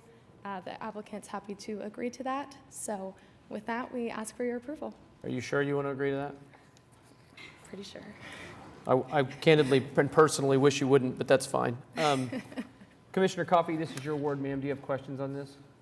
No, this is simply adherence to the recommendation that the application be changed to I-1 as recommended by the commission at our last meeting. So I do support the recommendation. Okay. Is there anybody who wants to be heard today on PC 10786? Okay. Any other comments from commissioners? Seeing none, Commissioner Coffey, I think we're ready for your motion, ma'am. I recommend approval of PC 10786. Okay, I have a motion to recommend approval on PC 10786 to City Council. It's been seconded by Commissioner Powers. Please cast your votes. All votes should be cast, and that item is recommended for approval. Thank you. Thank you. Next item on the agenda is item 28. This is case PC 10788, application to rezone 6227 North Post Road from R1 to AA. Good afternoon, Isaiah Bridey appearing for the applicant. This property at present is zoned for R1, that is single-use residential purposes. The proposed zoning change would take the property to agricultural general zoning. This permits low-intensity residential development, which is still in line with the current zonings of neighboring properties. Also to note on this application is that there are at least 3 properties within 1,000 feet that are already zoned for general agricultural use. To tell you a little bit about the proposed use of this property, it will be for a medical cannabis cultivation business. That medical cannabis will be cultivated inside of a structure that will be erected in the future upon the approval of this body.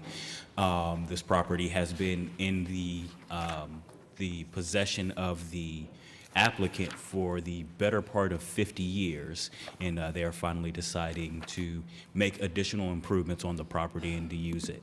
The property is 20 acres, 5 of which are projected to be used for the cultivation of said medical cannabis.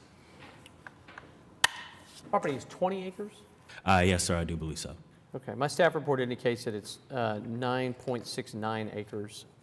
So I just want to make sure we clarified that, or we knew that. So this is in Commissioner Pennington's ward. He's not here today. Is there any comments from other commissioners on this item? I don't have anybody signed. Yes, I do. I'm so sorry. Yes, I do. Oh, no, I don't. It's you. You signed up to speak. Okay, well, you've been heard. I don't have anybody else signed up to speak. Is there anybody who wants to be heard on PC 10788? Okay.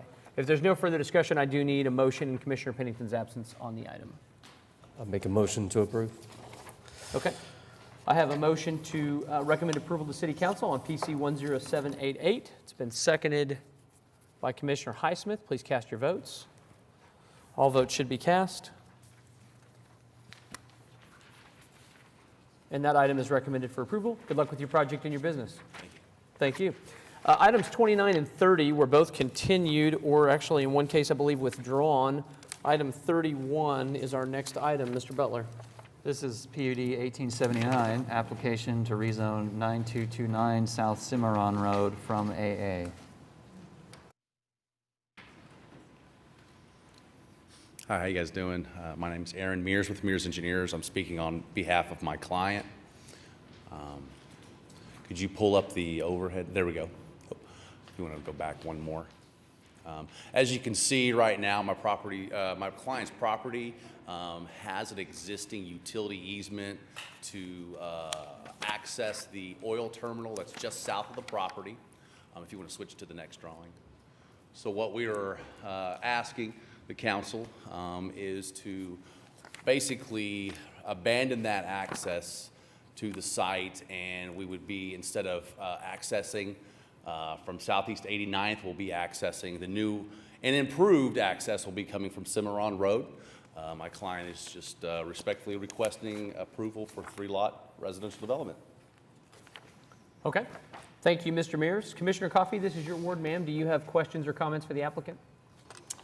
No, I'm assuming you're okay with the technical evaluation. Yes. I tried to reach you, but was unable to. Oh, I'm sorry. I did do not that, receive the technical evaluation. I apologize. I did not ever receive that. I did receive an email from your staff, Thad's staff, to update the PUD, but I did not receive a TE from you. Would you like me to read that for you? Yes. Okay. TE1 in the staff report says fire protection, water tank with hydrant or sprinkler systems. Turnaround required at the east end of the road is too small. 100-foot minimum T-shape is required, not 50 feet. So you've got 2 issues there. One is fire protection. You probably heard that discussion in the last item where we had the 3 options. I was not under the impression fire suppression was required in this area due to the other homes in this area. I was not under the impression that fire suppression for 3 lots was required. This really probably should have been 2 TEs, to be fair to you, because one doesn't deal with the other. But the other one is the turnaround at the east end of the road is too small. A 100-foot minimum T-shape is required. Are you in agreement with that? Yes. Okay, so you can agree to that. Now, those are both significant, so make sure you understand those before you agree to them. Well, you are in agreement with, I'm going to segregate those. TE1 would be the fire protection TE. You're not in agreement with that, is that correct? Yes. Okay, but TE2, which is the 100-foot T-shape, you are in agreement with that? Yeah, now the T-shape is for turnaround. Correct. Yes. Yeah, and you're in agreement with that? Yeah, so we need to do, and just to, what do you mean by 100 feet? 100 feet from? You're asking a lawyer an engineering question, and that is really No, not I mean, a but good idea. what 100 feet are you So I'm going to referring to? defer to staff and their expertise to help me understand what they mean by that. T would have to be twice as long as it is. Ah, there it is. Okay. 50 feet is 25 in each direction. We're asking for 50 in each direction. Okay, yes. So what we would do is we could go ahead and kind of put a curve in that to get that 50 feet that you would want on that hammerhead. As long as you understand that it's going to be required when you go to pull a permit, then we're in good shape. That, yes, But I we are understand. not in agreement with the fire suppression TE. Yes. Correct? I am not in agreement with Okay, that. no. there you are, Commissioner Coffey.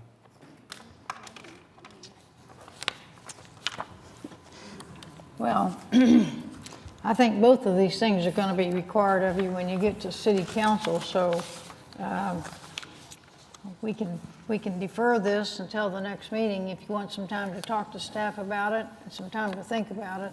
Okay, You might want to do that before we send it to city council. okay, okay. We're going to defer this till our next meeting until you have Yes, some time we to can talk go to ahead and staff defer. about it. Okay, that would be my recommendation. Okay, Would you like that opportunity to take the continuance? yes. I'm sorry I haven't had a chance to reach you. I've tried, but feel free to call me or maybe talk to staff about these technical evaluations. Okay. That's code for please call her so she. Yes, no, I can understand it. apologize. I did not know that you could not contact me. All Okay. right. So, All right, my recommendation then would be to defer this until our next meeting, which is January the 27th. January the 22nd, okay. 27th, yep. 27th. 27th. Yes. Thank Thank you. Okay, if there's no further discussion, Commissioner Coffey will take that motion.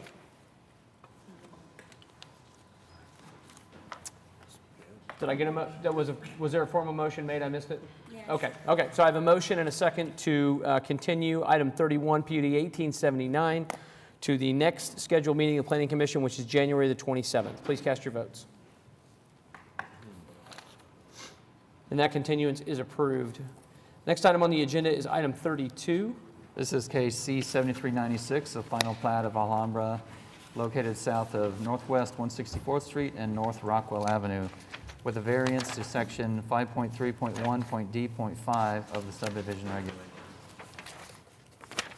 Okay. Is the applicant present?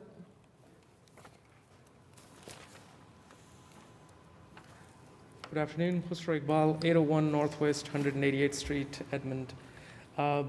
This plat has been gone through some extensive studies, and I talked to Commissioner Scott before the meeting. There's a question about drainage, and of course the neighbors next door also had the same question. We have gone through wetland survey, archaeological survey, got a permit from Army Corps of Engineer. Currently, we are in talks with the city, making sure that all the boxes are checked. If we need to do a flood study to get this accomplished, we'll make sure we do that and do make sure that we do not do any kind of negative impact to the surrounding community. At this point, we would like to get an approval for this project, and if there's any questions from anyone, I would do my best to answer it. The civil engineer for this project is not here, but their representative from their company is here, and they might be able to answer some technical questions. So. Okay, excellent. Just to clarify a comment that you made, when he says we spoke before the meeting, what he means is we spoke literally just before the meeting, and I apologize to him for Yes. not responding to his outreach via email. Yes. Because this was a matter about a plat. Yes, so yes, I sir. just acknowledged the receipt, but I said we'd talk about it here. So Because it's a plat issue, I can't speak to you outside of the meeting about it. I can only speak to you. That's exactly what you told me. Okay. You're right. So I just want to make sure you knew that. So I've looked at this. I've got somebody who signed up to speak, so I definitely want to hear from them before we engage in consideration. There was an email that was sent out that I received, which I forwarded to staff and asked that it be included in your packet. And hopefully everybody saw that that was included in the packet, which was a couple comments from some of the neighbors that were concerned, as well as from the applicant themselves. So that was all in our packet. It's a part of the published materials. Is Pat Zimmerman present? Come on up, Ms. Zimmerman. We'd love to hear from you today. You're the next contestant. Get unmasked up here. My name is Pat Zimmerman. I live at 6524 Northwest 159th Street. I am the Montague Sonador Homeowners Association president.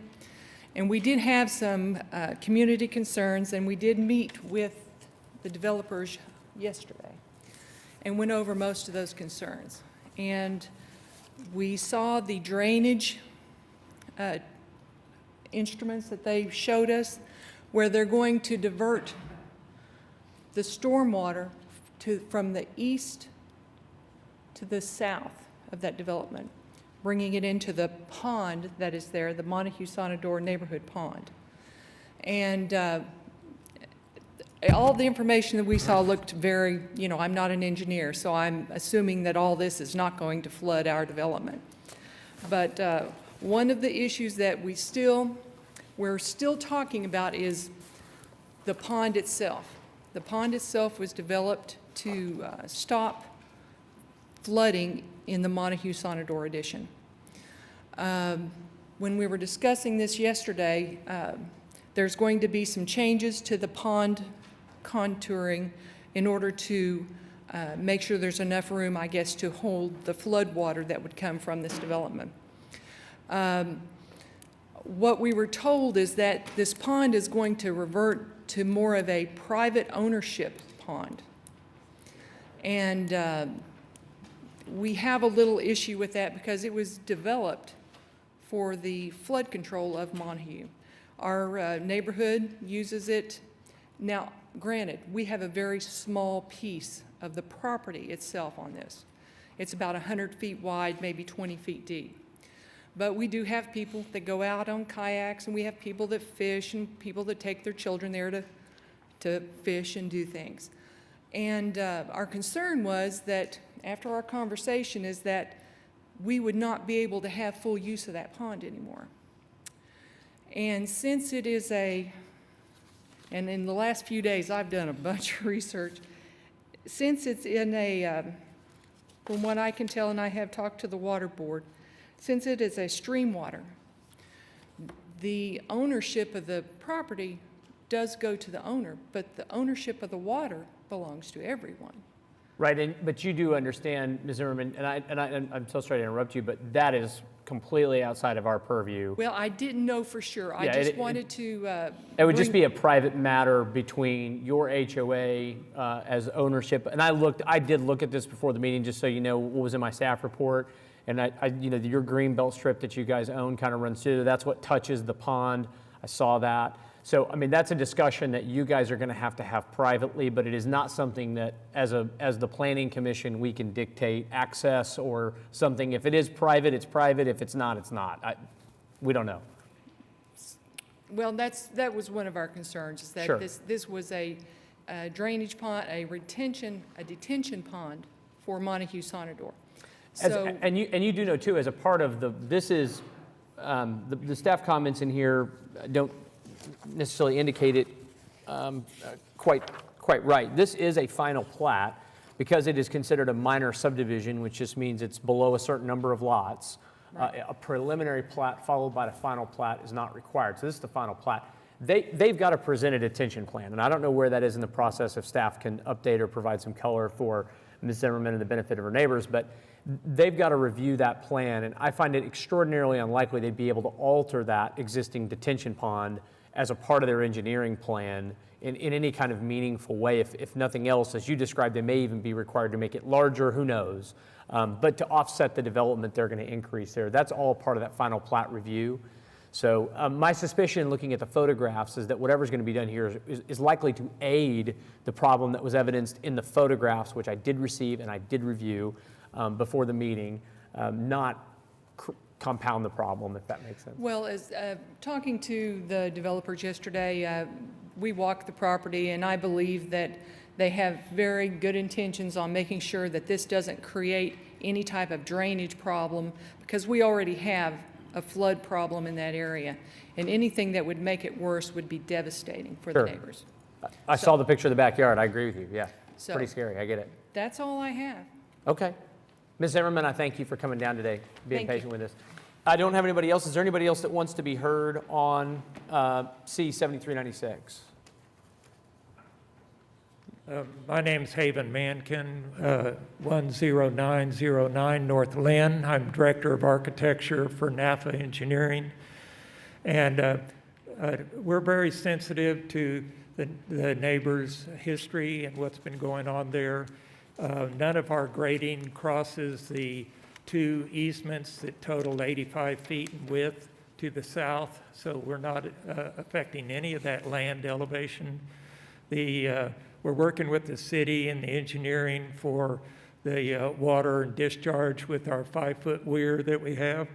It's planned right now that the lake level, or pond level, I should say, would increase from 1088.5 to 1090.5. So we'd be holding 2 more feet. We feel that the development and the surrounding area will be improved by what we're doing with the pond. And I, just to make sure I got that right, you're the engineer for the project? Correct? Well, not personally, but I work with that company. I'm the Director of Architecture, and Riz Najami has been the engineer that's working on the project. Got it. Okay. Do you know, has the detention plan for the final plat been approved and agreed upon by the city? I think it's in process, right? It's actually in process, and the city has requested us to get a flood permit, which obviously we're going to work with the city, make sure everything's done, and any survey, is not discounted for. Just last year, like I said, we went through Army Corps of Engineers and got all the process done from them as well. So we want to make sure that everything's done. Whatever city requires, we'll make sure it's done. Got it. Well, Ms. Zimmerman, I hope that provides you some confidence that at least it's being looked at pretty diligently, both from the applicant standpoint and certainly from the staff standpoint as well. So is there any other discussion on this from commissioners or concerns? Okay, if not, I can't make a recommendation, but if I could, I'd make a recommendation, or I'd suggest that we approve the final plat for C-7396. There's a TE on here, TE2, which I would suggest that we strike only because there are 9 lots presented by the applicant. It is, I believe you're utilizing private streets, correct? Yes. So that's pretty customary with what we've done in the past for private streets, and particularly the small nature of the neighborhood gives me little concern about the need for connectivity here and where it's located. So, I'm not sure I understand what you're saying. We're going to strike the TE? well, just in terms of not requiring the variance. So it says the developer is requesting a variance. So I guess we would just need to approve the variance. I'm sorry. Forgive me. Yeah. I don't have any issue with it, is my point. So, but I'll need a motion on the variance and then a motion on the item. Thank you, Commissioner Powers. And I'm sorry, I apologize. We heard that there's no other, they're good with all the other TEs. Yeah, you didn't object to them, so I take it at face value. Yeah, honestly, I haven't read the TEs myself because You're going to want to read those. Yeah. Yeah. I mean, they're standard TEs with the exception of 2, but I'm sure as long as they're standard, I'm sure Mr. Riz Najmi will handle that with the planning department. good enough for me. Oh, can we read them? Thank you. Okay, so TE1, approval of this plat is subject to the City Council acceptance of the dedications and improvements or assurance for completion of the improvements.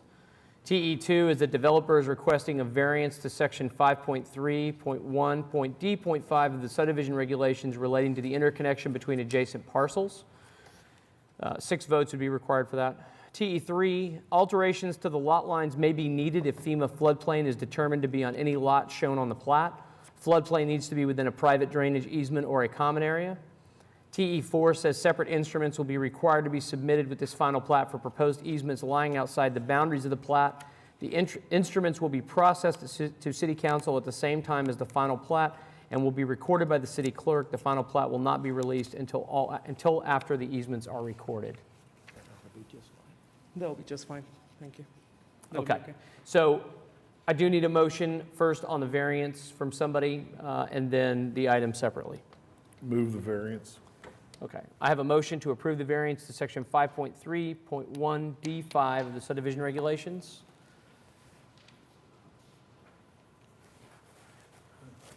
It's been seconded by Commissioner Clare. Please cast your votes. All votes should be cast. And the variance is approved. Do you see the motion on the item? So moved with the technical evaluations. Okay. I have a motion to approve the preliminary plat to C-7396, subject to the technical evaluations. It's been seconded by Commissioner Powers. Please cast your votes. And that item is approved. Good luck with the project, gentlemen. Next item today is item 33. This is case number SPUD 1368, application to rezone 9817 Northwest Expressway from PUD 731. Once again, David Box, 522 Colcord Drive. Here on behalf of the applicant, which is OnQ. With us is the OnQ team, including Jim Griffith, who is the CEO of OnQ. This is a bit of a unique application in that the store is built. We developed it under the PUD 731.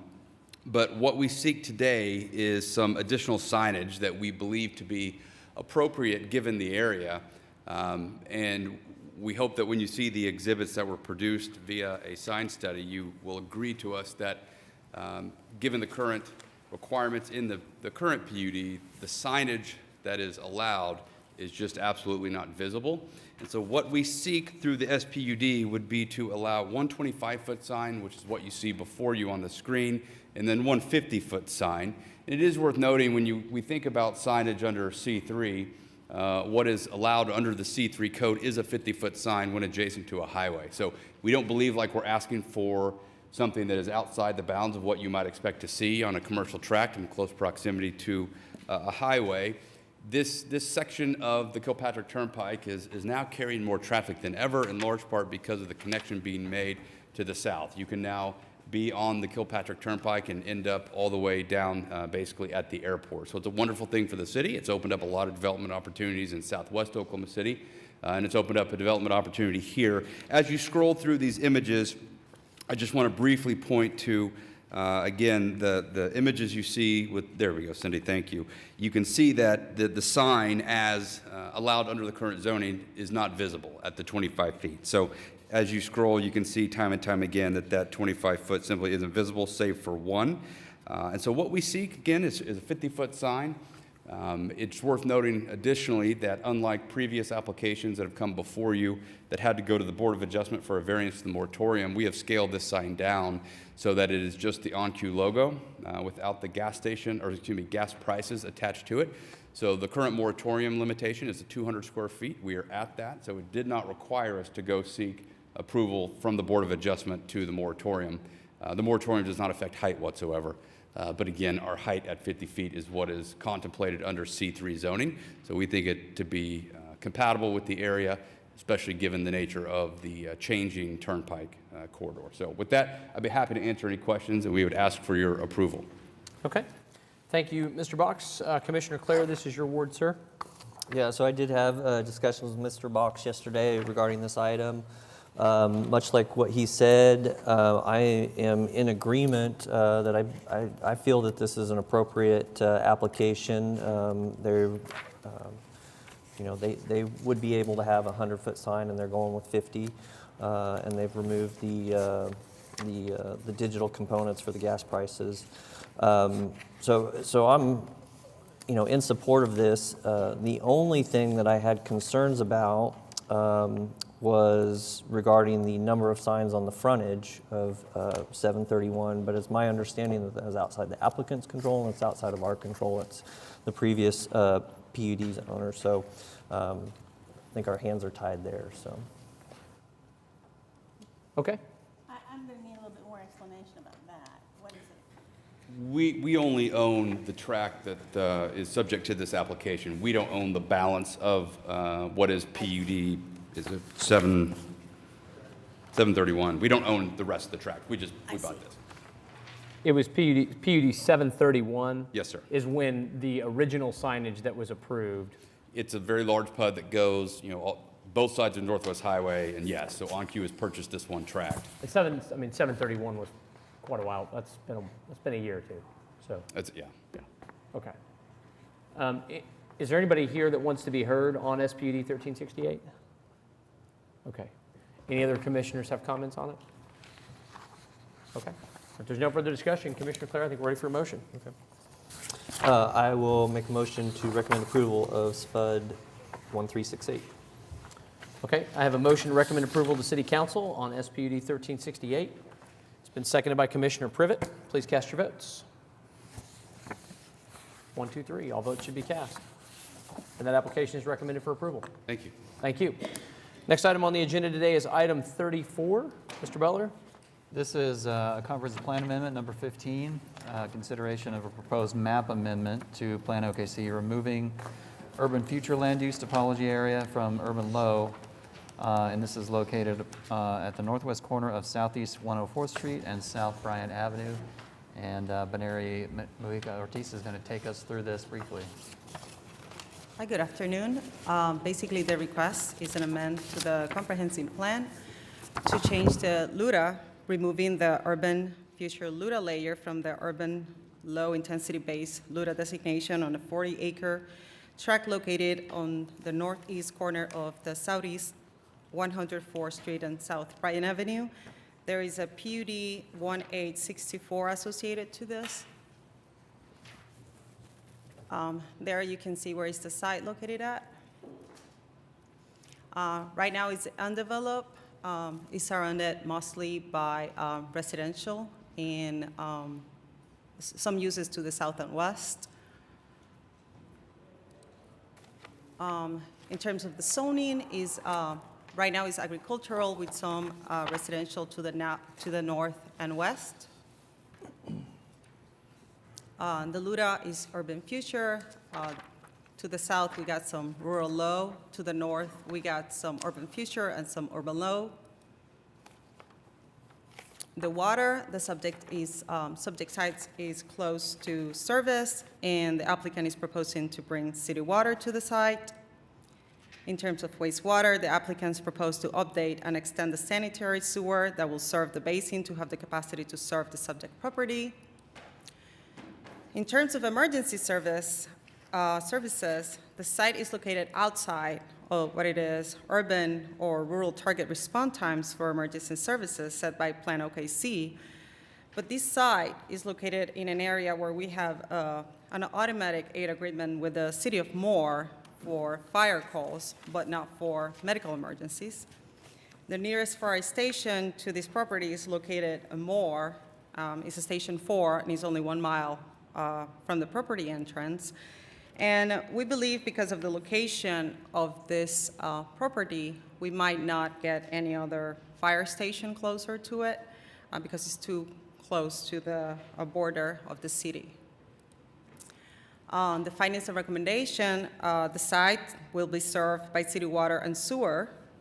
Changes in condition and provisions for urbanization and extension of urban infrastructure to the subject site indicate that a change in LURA is appropriate for this area. So the staff is recommending the approval of the request to lift the urban future land use typology area layer from the urban low intensity based LURA designation. I don't know if you have any questions. Okay. Any questions, Commissioner Privet? This is your word. I'll lead off to you. Any other commissioners have questions of staff? Okay. Not a question so much. I guess I just hadn't really thought about this until now. In Oklahoma City, our fire department are our first responders. so on medical. And so these aid agreements that we have with other municipalities don't necessarily include that component. Do any of them include that component? Not that I know of. They only include fire, and even with fire, is limited to certain type of fires. Okay, thank you. It's just something to keep in mind, I think.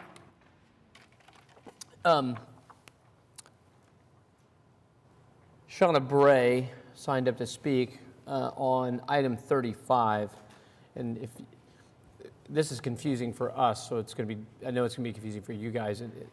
The zoning item that you signed up for comes after this, and it's a companion item, but this item is a precursor to the zoning, a lot of times what happens there. So I want to give the applicant an opportunity to speak on this, and then I'm going to give you guys an opportunity as well to be heard on the change in the comp plan, and we can talk through it a little bit, okay? So bear with me. Once again, David Box, 522 Colcord Drive. We obviously agree with staff's findings. It is worth noting that, to our west is the city of Moore.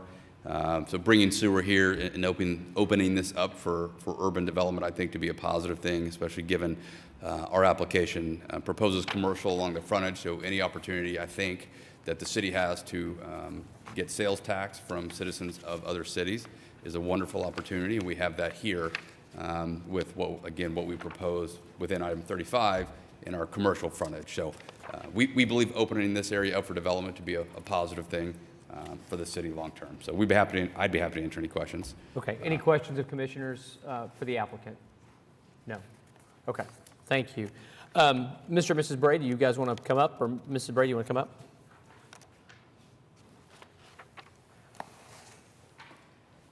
And give us your name and address for the record, and then I'm just going to explain a couple things just before your comments, just so we're on the same page. Okay. Okay, go ahead. I'm Shauna Bray. I live at 3601 Southeast 104th, Oklahoma City. We have a petition that was filed in April of last year, and another one that was filed on a discrepancy of part of that land that is trying to be rezoned. Oh, a discrepancy, you mean privately about the ownership or something? Yes. Okay. So that issue on the next item, which is the rezoning, obviously wouldn't be within our purview to consider or try to ferret out. What I was going to tell you, so we hear the request for the comp plan amendment change first. That's an item that you all would not have been noticed on. So a lot of times people will come in and they're really confused about what that is and why they didn't get a chance to be heard on it, and I didn't want that to occur here. The purpose of the comp plan amendment item that we're hearing now, and I will certainly let you all speak on the rezoning item if you have concerns relating to the development, but all that we're considering here is whether it is ripe for development at this time. It doesn't mean with what necessarily the applicant's proposing, but development beyond what would be allowed typically now. The comp plan amendment is designed to designate and say, hey, look, there's water, there's sewer, there's services, or there's not. And if there is, staff will recommend approval, which they've done here. And if there's not, a lot of times they'll recommend denial. So they've recommended approval here because all those are in place. Is there any concern you all have over the comp plan change? Pardon me? Is there any concern you all have over this portion of the change, the comp plan change? Well, honestly, I don't even understand much of that. Got it. Okay. But is your concern purely related to the ownership issue of the property? Or That's part of that. I'm not opposed to development. It's, as long as it's not going to be a nice area, because it does affect my land. I do have farm animals and everything. That's the only thing. But as for things growing, it's going to happen. Okay. I'm not opposed to that at all. Okay. Well, I will give you guys a chance to be heard again after the applicant presents the next item on the agenda, which is the companion rezoning item. Is that okay? That's fine. Okay. All right. Thank you very much. Thank you. Is there anybody else that wants to be heard on the comp plan amendment?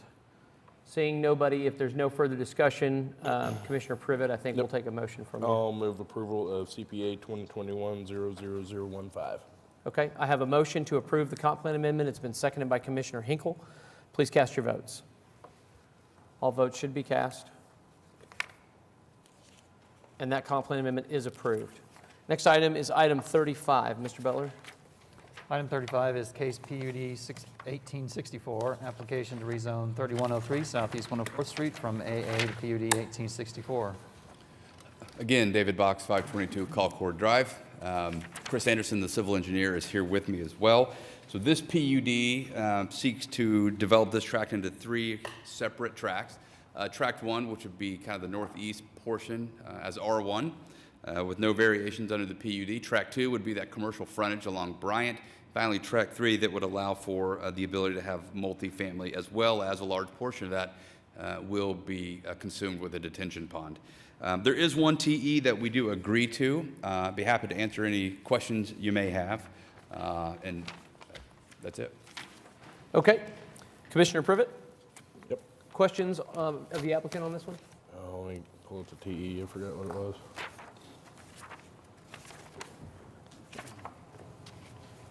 I'll ask one quick question, just so I don't have to come back up. Does your applicant own the entire piece of property that's requested for rezoning? Yes. Oh, okay. And you're in agreement with it? Right? I'm sorry? You're in agreement with the TE? Yes, sir. Yep, okay. You good? Yeah, let's hear. My only 2 things, Mr. Box, on this is the way that your site plan is laid out. Tract 2, which is the commercial tract, is going to abut Tract 1, which is set up to be residential. And I mentioned to you when we visited about this just before the meeting, the 50-foot requirement for the dumpsters, and then also 150 feet for drive-through order windows or speakers from the residential. So that would be 150 feet to, would apply to, looks like use units 8300.36 and 8300.45. The speaker portion? Correct. Not the use itself? Yeah, it's just the speaker. Yeah, We just don't want we the can drive-through. agree to that. Okay. Both of those, 50-foot dumpster and 150-foot for any speaker. Any objection to that, Mr.? Nope. Okay. Okay. Okay, if there's no more questions for the applicant, I'll call back up Ms. Bray.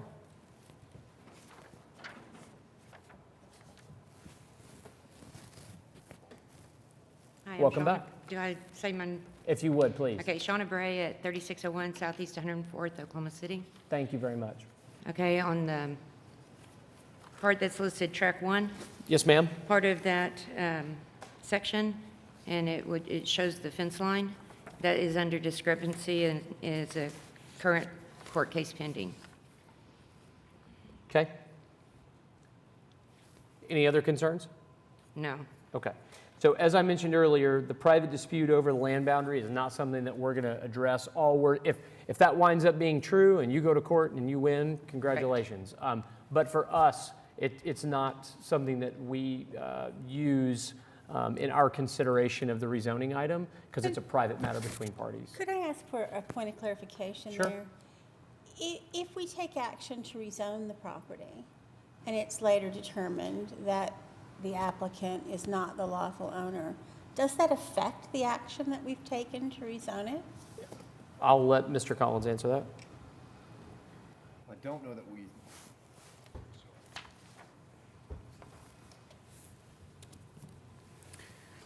we, have heard the protestant say that it's a true ownership issue. I've heard deviation. Could you clarify what you're referring to there? We have my attorney has filed a petition in April of a quiet title, and then another one of notice of pendency of action in November. And we've been waiting on an answer from the attorney. Might wait for a while. And so essentially, this is a lot line issue? Is It's that a- correct? pardon me? Is this a lot line issue? Is that, Yes. and you otherwise do not have an objection to the application, is that correct? I don't have any objections to the applications, only the section that's in question Okay. that I have a current case against. So my question to you would remain the same either way. If we take action to rezone a piece of property, it's later determined through court action that the applicant does not own the property that they've had us rezone, does it affect our action in any way? Is our action valid even though the application is predicated upon that ownership or the grant of permission by the owner? It's a great question. I will say we're not hearing any objection to the actual zoning application itself, so I don't know that there would be any harm. Well, I wouldn't want my, I'm sorry, I wouldn't want my part, if that's deemed to be mine in the court, I wouldn't want it rezoned. Right. When she said no objection, she has no objection except for the portion that she believes she owns. She does object to the rezoning if, in fact, she owns part of that land. Are we talking feet? I mean, If you look at. Yeah, it doesn't matter, because we're not going to get into this particular question. I don't care if it's a lot or a mile or an inch. If we take action to rezone something, and the person who has asked us to do that doesn't own it, or have the permission of the owner to ask for us to rezone it, does it affect our action? That's my question. I think it definitely potentially could, yes. Definitely potentially. Definitely potentially. It That's a lawyer. sounds like a, Do we have City is there a Council. legal description in this application for this property? We Southwest submitted a quarter of legal section description. 6. Okay. Part of it. And it is a wonderful final exam question. Perhaps the next time I teach land use law, I'll use it. However, this is just a recommendation. And to me, it is frankly no different than somebody arguing the validity of private covenants. It's a private matter outside the bounds of what Yeah, but the I'm not city's talking doing. about that. My concern is with our action, about the public No, action. and I get that, but again, you're having to get pretty far down the path with assumptions for your concern to be realized. I think that it should be said that to the extent that it would be an issue, it would be to that particular portion, which I'm hearing may be at issue, which is very narrow. Is that correct? I couldn't hear you, I'm sorry.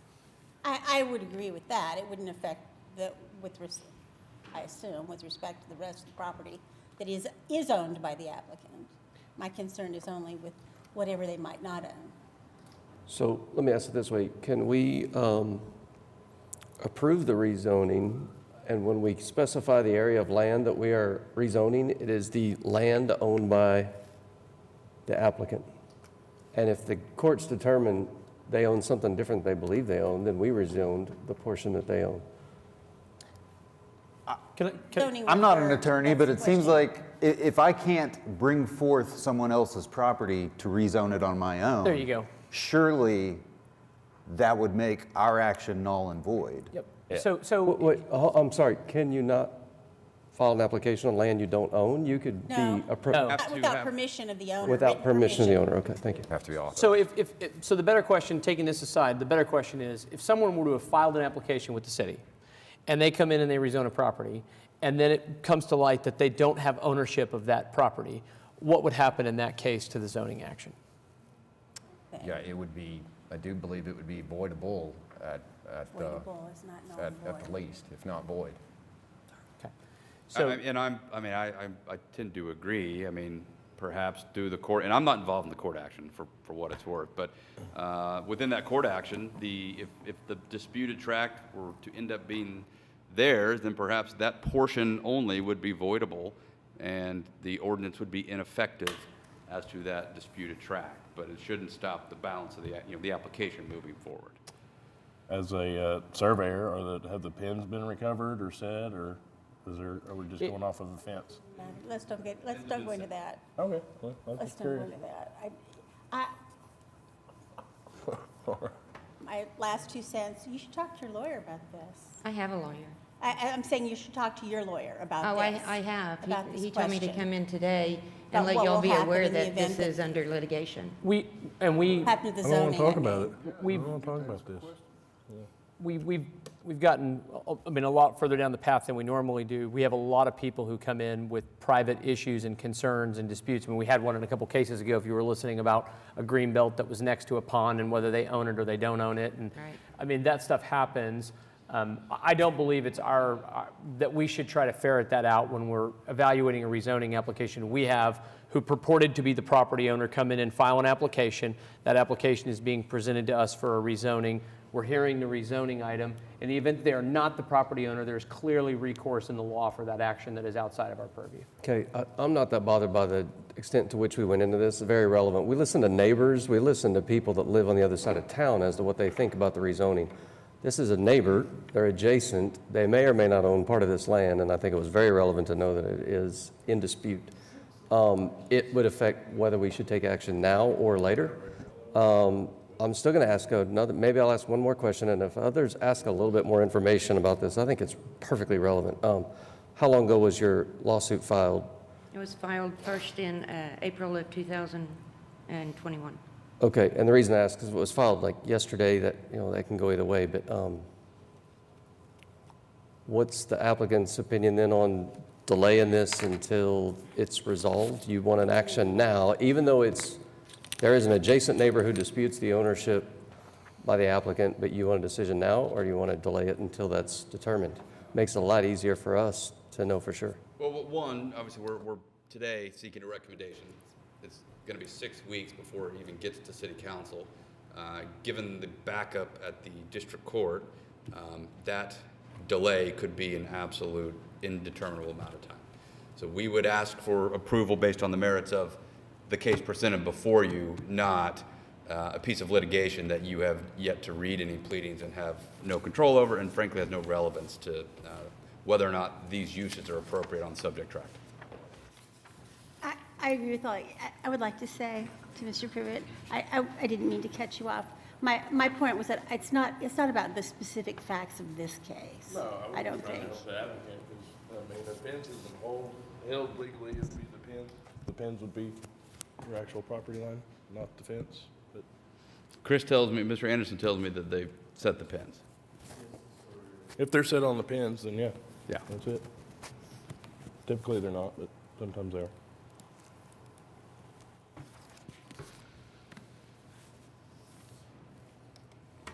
And so we are aware. You got a tough one on your first day here. Huh? Yeah. This body has an application before it to recommend a zoning matter for a piece of property that has been proffered as being owned by the applicant. While we are hearing from a neighboring property owner saying that there's an issue there, to the extent that this body were to recommend and City Council were to ultimately approve that, it would call into question that portion of the real estate and its zoning, should it be changed at the City Council level. I don't think there's any doubt about that. The options would seem to be continuing it off, which I'm hearing, I think this body's hearing is somewhat impractical. There's not a real good solution or answer from a legal perspective. It depends, and it kind of does in this case regarding the outcome of what I'm hearing is a quiet title action that's been filed. Frankly, the risk is on my client, that our development couldn't occur as we have laid it out. So the risk is really on my client to go through all of this with the fees, with the engineer, myself, application fees, and in the end, a portion of it gets unwound. And we're willing to take that risk.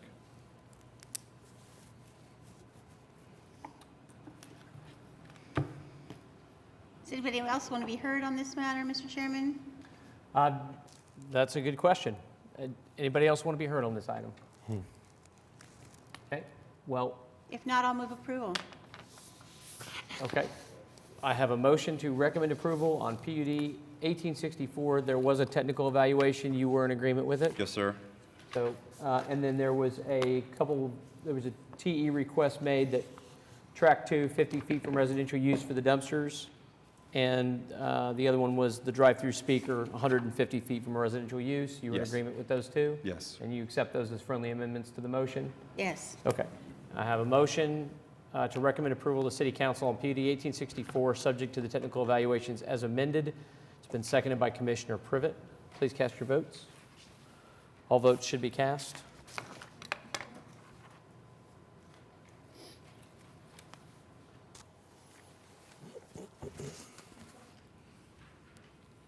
He's voted. I can see it on the screen. Commissioner Hinkle, how do you vote? Commissioner Hinkle's voted in the affirmative. And that item is recommended for approval. Thank you. Thank you for coming down. Thank you, Mr. and Mrs. Bray, for coming down and joining us today as well. That's the last item on our agenda for separate consideration. The remainder of our items today have been continued or withdrawn. Brings us to additional items on our agenda. Communication and reports, Planning Commission committees. I don't think we've had a DRC meeting. No, Commissioner Hinkle? Okay. Planning Commission members, Commissioner Clare? Nothing from me? Commissioner Powers? No. Commissioner Coffey? No. Commissioner Privet? No. Commissioner Hinkle? Commissioner Highsmith? I would like to speak quickly on our zoning code update effort.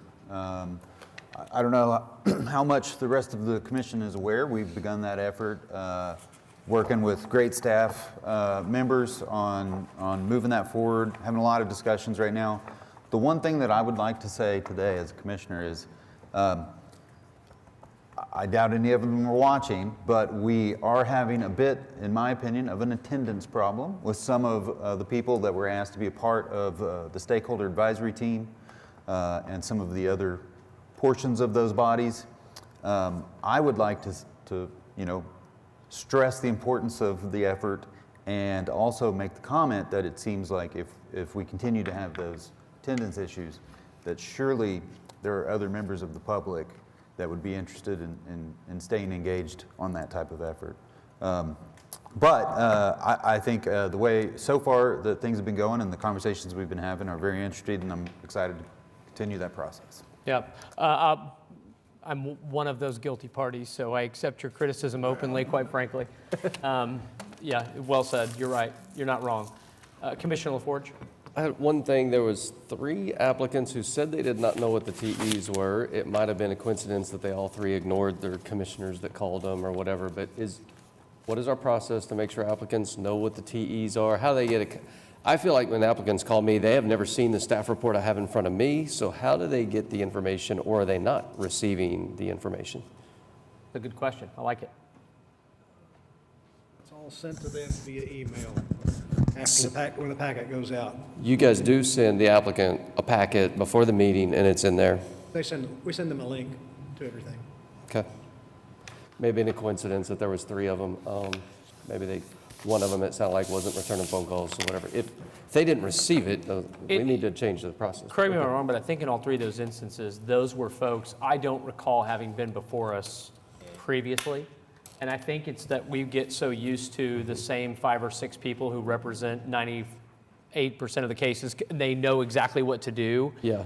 That a lot of people who aren't aware of exactly Yeah, what to do. and so I want to make sure it wasn't just the people we see, they get it, and that all other applicants have to be proactive. They don't have to be proactive to get it right. They just, without doing anything other than file an application with their email address included, they receive it?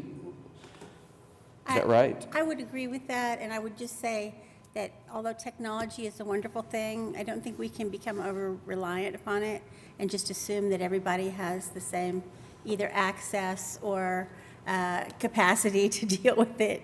You know, that it's like, oh, that's all available online. It's like, well, that's not really full disclosure in my view, so. Yeah, and let me make sure it's clear, JJ. So an applicant who doesn't know what they're doing, do they have to do anything to make sure they receive that? Or do they, without knowing what they're doing, do they get the email with the link and that has the TEs and everything else they need? It's automatic. Okay, We finish a packet. great.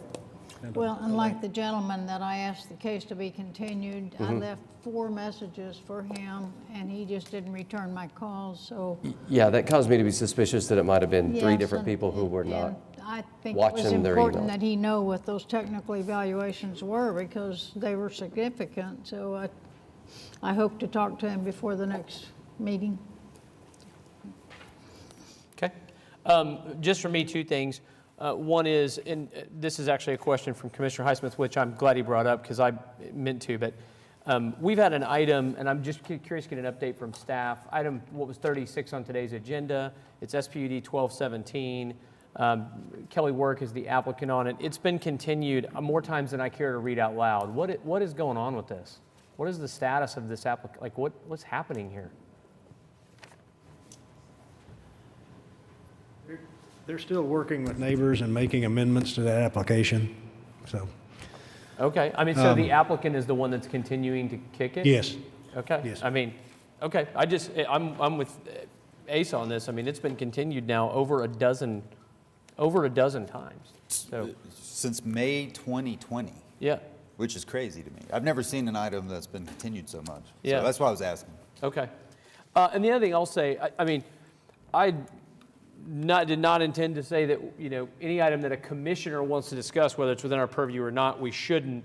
I just want to be careful about rabbit holing things that we can't resolve as a commission, like private ownership disputes or that deal over the pond, for example. I mean, there's no way for us to ferret that out. And because we don't know the outcome, I'm not going to give an applicant or a protestant legal advice, and I'm not here to be a lawyer. We have one for that. So I defer to municipal counsel or on the judgment, but I feel like those things, there is recourse in the law that I am aware of, that if somebody's property is rezoned and they're not, they were in fact the owner, there's recourse for them to start to punt applications or something because there's a private dispute. That could be, I think, just a dangerous path for us to walk. We had never done it previously, so my intention was to try to corral us into the things that I think we can control. But know that if you ever have something you want to talk about and you interrupt me to do so, I'm going to be quiet and let you say what you want to say. So just so we're clear on that. So, Planning Department. Commissioner Highsmith brought up the zoning code, so I'll just give a brief update on that. The sign code, which as you know, was the first packet of code to come forward. It's pretty much final. It's going through the adoption process, which starts with design review boards and commissions. So it'll take some time to get through there, and then it'll come before the Planning Commission. And I should have had a date for you, but it may change. It's still a little far out, so I'll let you know when that gets a little bit closer. But it is in the adoption process. We're excited about that. And as far as the rest of the code goes, we have had a meeting or two recently, which deals with kind of the meat of the code, the zoning districts themselves. The consultant now is in the phase of work where they're drafting the first sections of the code. So we will be, in the coming weeks, be getting, I'd say in the first quarter of this year, we'll be getting some drafts to look at. They'll be not close to final, but there'll be some working drafts, I'll call it that, and that we can actually start to engage with stakeholders on. So that's where we are right now. Okay. That's all I have. Thank you, Jeff. Development Services? Municipal Counselor's Office? Citizens to be heard? Nobody. Okay. If there's no other business, I'll take a motion to adjourn. Any objection? Hearing none, we're adjourned.